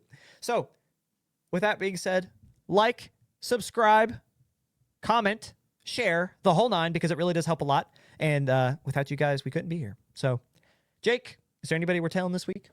We're kind of running low. Hive mind. The hive mind? Oh, baby. This is so perfect. They already know. Well, do they? Because you walk up to them and they're like, we know. They already know. So at least, see, there it is. at least that's easy. Can you imagine? Like yeah, you don't know what's going on. You've been living under a rock. You've been sleeping for a whole weekend because you work in something that takes a lot of time and effort. And so you're just relaxing. You get up on Monday and you start to go to work, and there are just people standing there, and they all in unison say, hello, your name. And you're like, huh, hey, that's weird. You go to work and nobody's there. You go down the street to go get lunch and nobody's in the store. Everyone turns. You turn and there's just a collection of people all staring at you, and they again go, hello, your name. And you're like, that's weird. And they walk up to you and they're like, we're so happy to see you. Can we do anything for you? And you're like, you can listen to Beyond the Screen. You can We do. And they're like, we always do. Collectively, we do. Like, just, Yeah. So everyone on the planet, and you're just like, just freaking out. And that's when you go, there's something not right here. That is what tips you off. But anyway, that is our introduction into our third segment. yeah. And then you work together to try to get the other 12 people to listen to me. Yeah. I could care less if they turn back. But you. Anyway, we'll play Real or Fake, a game that I won't even lie, you see a lot on sports shows. And again, talking a lot about sports. But Real or Fake, we read a headline. We talk about whether it's the internet's perspective, whether it's our own personal opinion, but we read a statement and we debate whether or not that take is real or fake. Case in point, our first story. Disney is reportedly considering a return to hand-drawn animation, with the goal being to bring back older audiences while simultaneously making new ones via Covered Geekly. The last hand-drawn animation was 2009's The Princess and the Frog, which I cannot believe it's been that long. So real or fake? If this is true, this is a marketing ploy by Disney to reinvigorate audience interest in the brand. Well, if they don't follow through, people are going to not be happy. So I don't know. I think it's fake, because I doubt they would announce something and then not do it without reasoning. Like, I would expect them to come out with like, actually, Yeah. it wasn't feasible. Sorry, we're not going to be doing that, you know? And I don't think they would outright announce something without having at least an inkling of a plan to follow through. So I think that's fake. This is straight up rumor. So I don't know. Everyone in the comments of the posts that we were going through, or like wherever it was posted across like X and Instagram or Facebook, they all were saying the same thing: is I'll believe it when I see it. Because the thing is that the live action adaptations have made a ton of money. I hope it's something, because again, there's something so nostalgic. Think of the original The Lion King. You know what I mean? Like the original Lilo and Stitch. You have all these beautiful hand-drawn animations. It is an art in and of itself. I mean, most animes are hand-drawn, aren't they? And there's something most anyway. Some use AI now, which is unfortunate. But when you think of these, like, they're just beautiful, and there's something just art, like the artisanship behind the creation. I would love to see more hand-drawn. I know we're getting closer to, if I remember, Gato is a hand-drawn 2D from Pixar that's coming out soon. Am I remembering that? The cat in Italy. Yeah. No, the cat he's in Spain. I think it was Italy. I think you're right. But I Gato. 2027 animation. It's Italian word for cat, so it is Italian. Okay. Indebted to a feline mob boss, a black cat named Nero finds himself forced to forge an unexpected friendship that may finally lead him to his purpose. That's hilarious. Yeah, it sounds The that Godfather. that will be fantastic. I look forward to that heavily. But the idea of the 2D animation, there's something nostalgic about it. I, for one, will take this nostalgia baiting. I will do it. I will take it. I will bite it full force. Give me the whole spoonful because I love me some 2D animation. All right, bud. You seem to disagree with me. No, I just think that is funny. What? I don't know. Expound. And then he loves 2D animation, but so you think it's fake too? I do. Yeah, I do think it's fake. I very much so sorry. I guess I didn't say it out loud. I very much so agree with I'll believe it when I see it. The rumor could be out there. And again, that's why a lot of people think that this is just something that they put out there. We're also in the same, 5 months removed from Disney being like, hey, we need more original stories to pull in X, Y, and Z audience, right? So I don't necessarily think that these guerrilla marketing tactics that they will deny or not talk about are something that they employ, right? Like, we might bring back 2D animation. Did we say that? No. They totally could pull something like that. But anyway, yeah. Yeah, they do that. I say fake. Moving on. In our second story, in an interview with Variety, James Gunn reveals that he sees the possibility of Netflix buying Warner Brothers as really exciting, stating, quote, I've been through these sorts of changes so many times that I'll always be careful what you wish for because you don't really know until you know. Real or fake? Simple.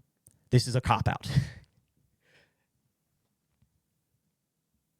I think I don't know what he was getting at with that. I don't know why he's trying to ruffle feathers there. I mean, that's just strictly like, I want to be talked about by everybody in a negative manner. That's an interesting perspective to take on that quote. Right?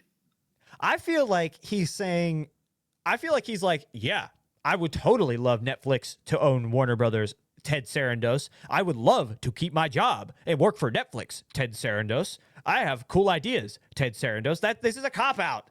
This is that's what this totally real. Because what you think he's sucking up? Yeah, what else are you gonna say? Like you want to keep your job. You're gonna say anything. All right. I agree. I don't disagree with that. I'd be interested to hear your train of thought, though. So you thought he was trying to ruffle feathers. Like, give me your mindset. Give me your train of thought. I mean, he could have weighed the odds, or not. I guess weighed his options there in terms of like, do I suck up publicly, or do I keep my mouth shut? Because saying that you think the possibility of Netflix buying Warner Bros. Is really exciting, they're freaking striking right now because of it, or talking about doing it. Mm-hmm. So, yeah, I mean, you had to have at least thought about the repercussions of your peers possibly not being very happy with you stating that you are excited for this hell on earth, SAG-AFTRA makes it seem. Yeah. So the next real or fake gets into more of what you're describing. I will say you make a good point because when you read it, it is kind of like a weird combination of words in a sentence. This is verbatim what was written in Variety. I almost wonder, because of how odd it's stated, if he was saying, I've been through these sorts of changes so many times that I'll always be careful what you wish for. Like, what is, like, do you, like, it feels like there's almost like a pause there. You know what I mean? That he was like, I want to hear that audio of what he said, because it almost feels like he went, I've been part of these sorts of changes so many times that, pause, I'll always be careful what you wish for because you don't know until you... Like, it feels like there was a thought process. When you read it and you think about it, I could be looking too much into it, but, like, I would like to hear that audio from what he actually said, because if it changes the complexion of what he was saying, how he said it. If he was saying this in a straight set of words and he was just kind of rambling about, well, it could be good, you never know until you know, or it's, it could be cool, but I don't know, you know, like, you never know. I've been part of this before. You don't know until you, like, those are two different meanings. So I'd be very interested if that audio, if that was like a recorded conversation, in any way that could be legible to some sort of podcast or some sort of like distributed audio file. But anyway, any thoughts before we move on to our third real or fake? I have none. I think that's odd. I don't think he should have said anything. Yeah. I think he's trying to keep his job, but you do make a great point. I feel like his job's up in the air regardless of what he says. I would argue that you're an idiot to get rid of James Gunn. Period. I don't care who you are, even if what the next thing that we have in real or fake alludes to, I think you'd be an idiot to get rid of James Gunn when acquiring arguably James Gunn has built. Yeah. Built. I'm sorry, not has helped build the empire that is Warner Bros. I agree. I mean, when you look at everything that is what Superman is now, Peacemaker was fantastic. I've heard good things. There have been some negatives, but some mostly good things about Supergirl. We've got Clayface everyone's excited about. There's so many things that people are looking forward to from Gunn. Lanterns we talked about. I agree. But I think generally putting DC back on the map and making millions doing it has to say something about whomever's decision it is to get rid of Gunn if that happens. yeah, I think Paramount probably would have. I think they had talked about potentially going around him for certain projects, which would have probably alluded to him going away, but I don't know if Netflix will. Interesting. Anyway, we'll go ahead and move on to our last real or fake, which, again, is a continuation of the same conversation. Netflix is rumored to only be interested in having a 17-day theatrical window for Warner Brothers films post-acquisition. This would, quote, steamroll the theatrical business, states Deadline. Real or fake, Netflix was lying through their teeth when they talked about, quote, respecting theatrical releases if they were to buy Warner Brothers. Were they lying? They didn't say they wouldn't, right? They didn't say they wouldn't put it in theaters, but they said that they would respect the theatrical model. And now it seems like they're like, actually, we're going to go 17 days. What is their opinion of the theatrical model? So Netflix is Christopher Nolan had a really interesting quote about it where he said that he would never work for Netflix because they have a strange aversion to theaters. Is how he put it. So Netflix actually, like, the only reason they ever put films in theaters is so that they could meet the Oscar requirement, which is like 10 days. To someone who is adverse to the idea of theater, adhering to the model of theater can mean very different things skewed in their favor as opposed to someone else who loves theater's viewpoint on the model of theater, period. I would attribute it to the Honda Prelude coming back. And yes, we're going to remain true to this 90s or 80s classic car and then completely ruining it. Yeah. By putting it on the Honda Civic chassis and calling it a day for a sports car.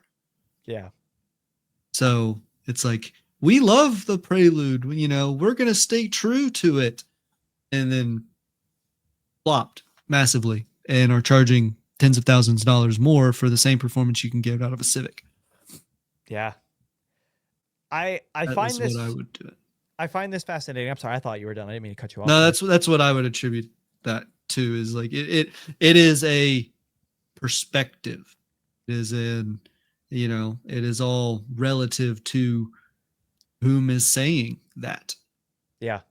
You know, what's the mindset of Netflix versus SAG-AFTRA?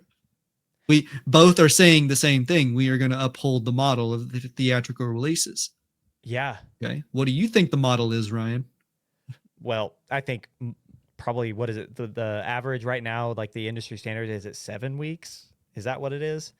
I don't remember exactly, but it's something to that effect. They're talking about less than 3.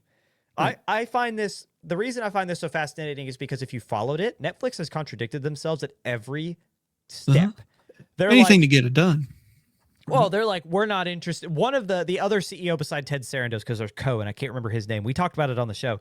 He was like, yeah, we might be in the running or thinking about Warner Brothers, but we're in the business of creating IP. We don't need to acquire anything. Then immediately they go to buy. When they go to buy, people are worried. They're like, well, Netflix doesn't like theaters. They've fought with directors about putting their movies in theaters who work for Netflix. Why? Like, what are they going to do? They're going to kill the theater business. Ted Sarandos, no, we like the theaters. Whoever said we didn't like the theaters? We like the theaters. The second that the bid is accepted from Warner Brothers, they're like, but the theatrical model isn't consumer friendly. Now, is it?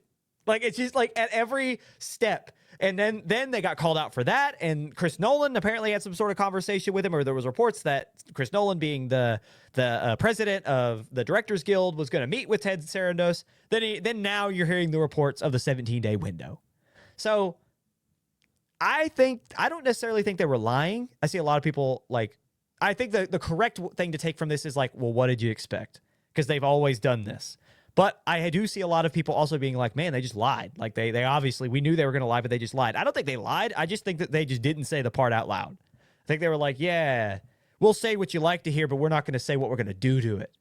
And so, again, we talked about James Cameron and his whole anger about streaming and whatnot, and like how he had the power and he was someone who could have the ability to make change if he would fight for it. But he also makes a ton of money, in theory, from Avatar being on Disney Plus, right? Or at least Avatar gets revenue and they continue to make them. So he doesn't do anything about it. He'll just complain.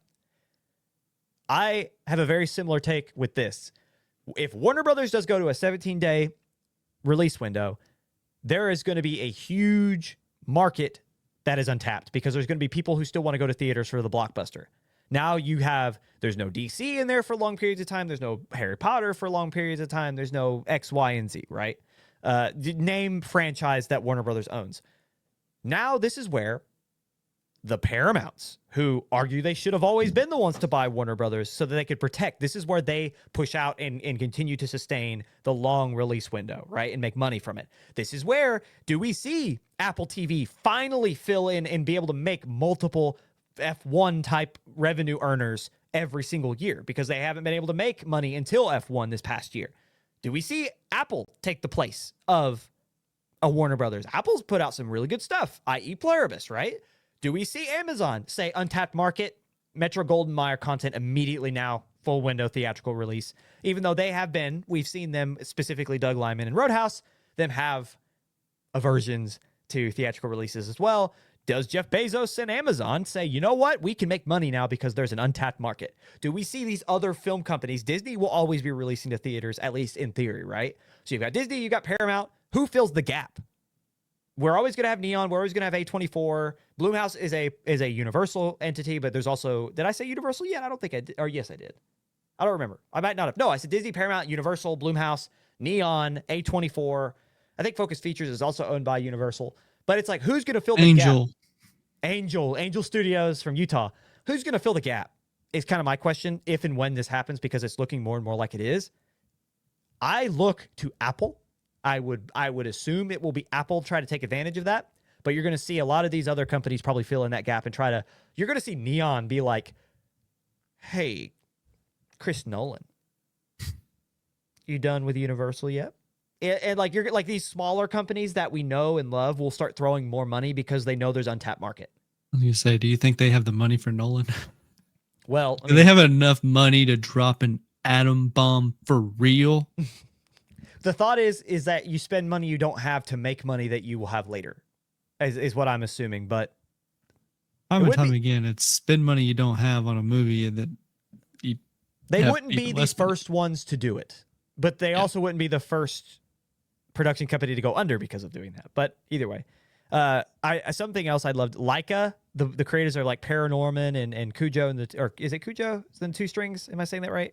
I cannot remember the exact name, but all these lovely, lovely films, Coraline, all these amazing films. I want to see them step up a little bit. I want to see them make more stuff. It just takes a lot of time for them to make stuff. But anyway, Leica, I love stop motion. Guillermo del Toro's at Netflix, but maybe he stops working with Netflix and he goes somewhere else. I don't know. But anyway, that's my thoughts on the whole 17-day theatrical window. Any final thoughts on our real or fake? Just go watch the movie the first week. Just come on. Yeah, if you really wanted to see it in theaters, you would have gone out in the 17 days it was out. I can't necessarily argue with that. If there's a movie that I want to watch, I'm generally there the first week it's out. Not everyone has the funds to go watch it week one.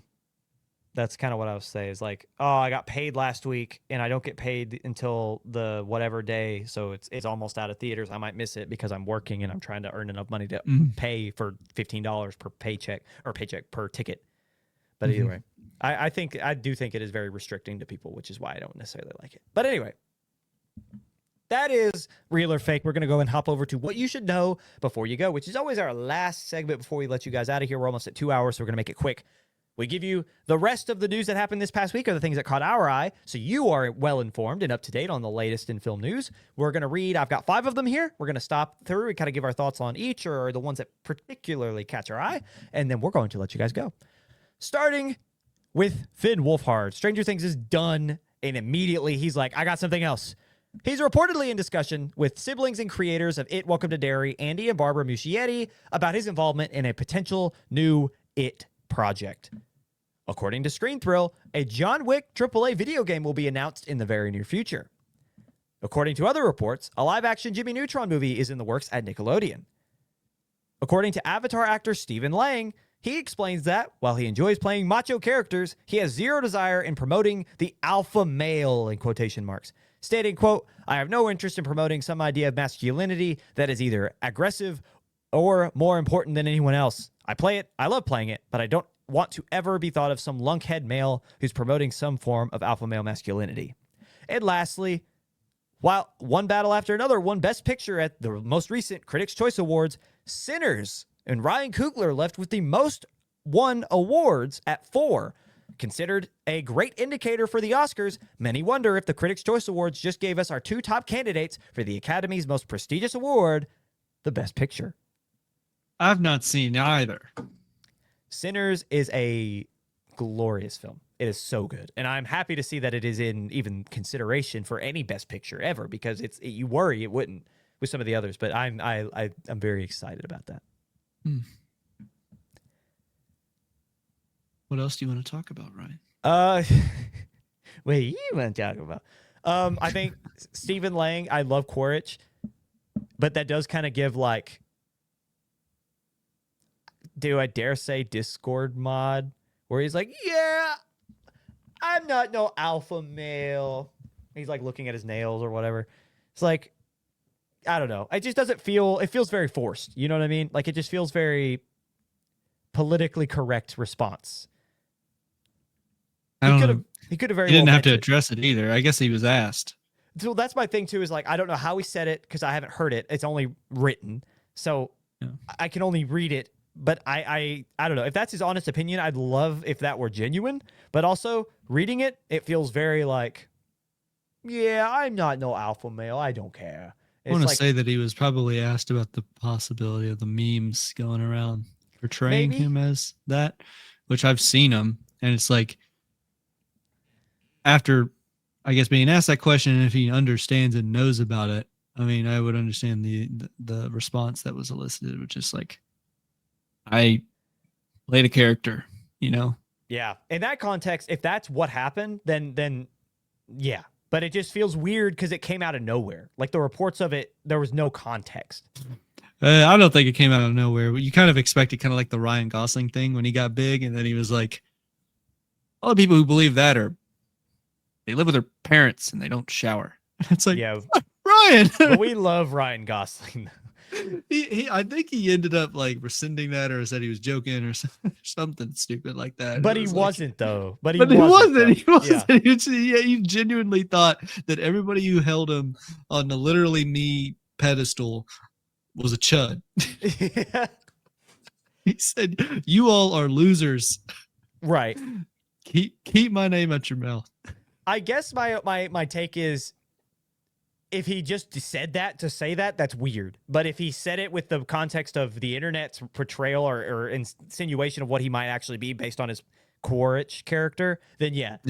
I think he's probably cool about it. But I just, again, everywhere I saw it, it was literally just, Stephen Lang hates masculinity. And it was like, okay.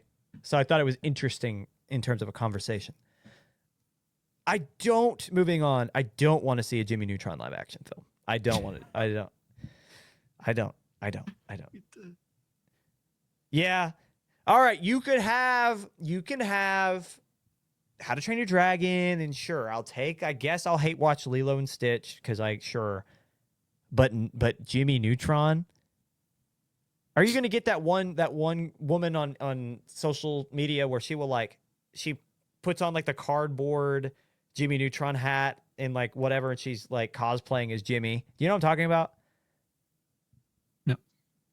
It got really popular, and I cannot remember what her name was, but she looked ridiculous, and I can only imagine.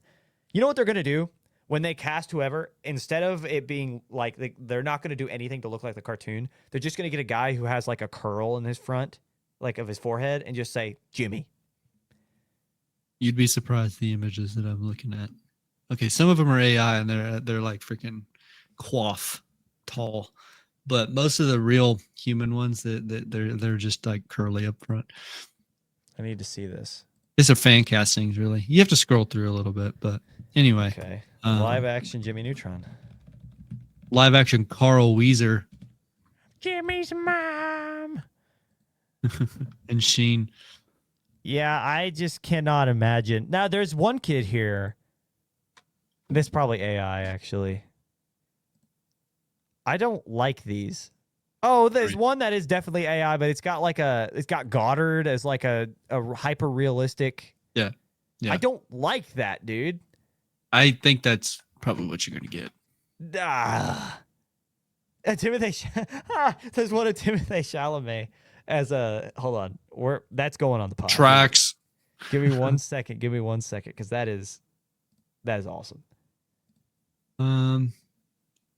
I don't think the John Wick AAA game will be a success.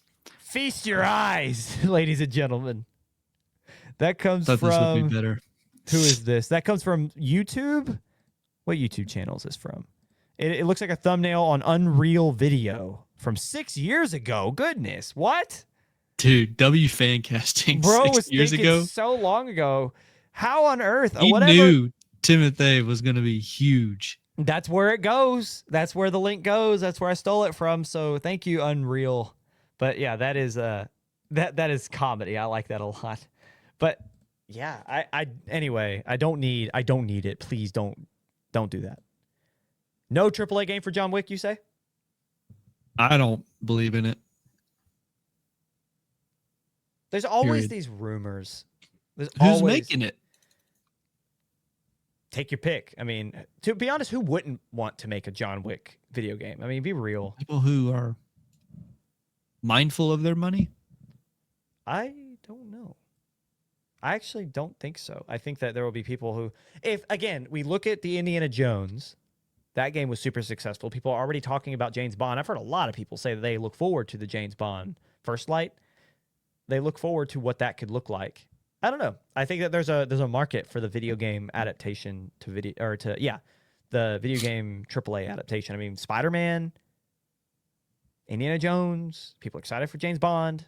There was a whole era where there was always a video game spin-off. All right, I'm trying to find who Lionsgate usually goes through. For video games? I have no clue.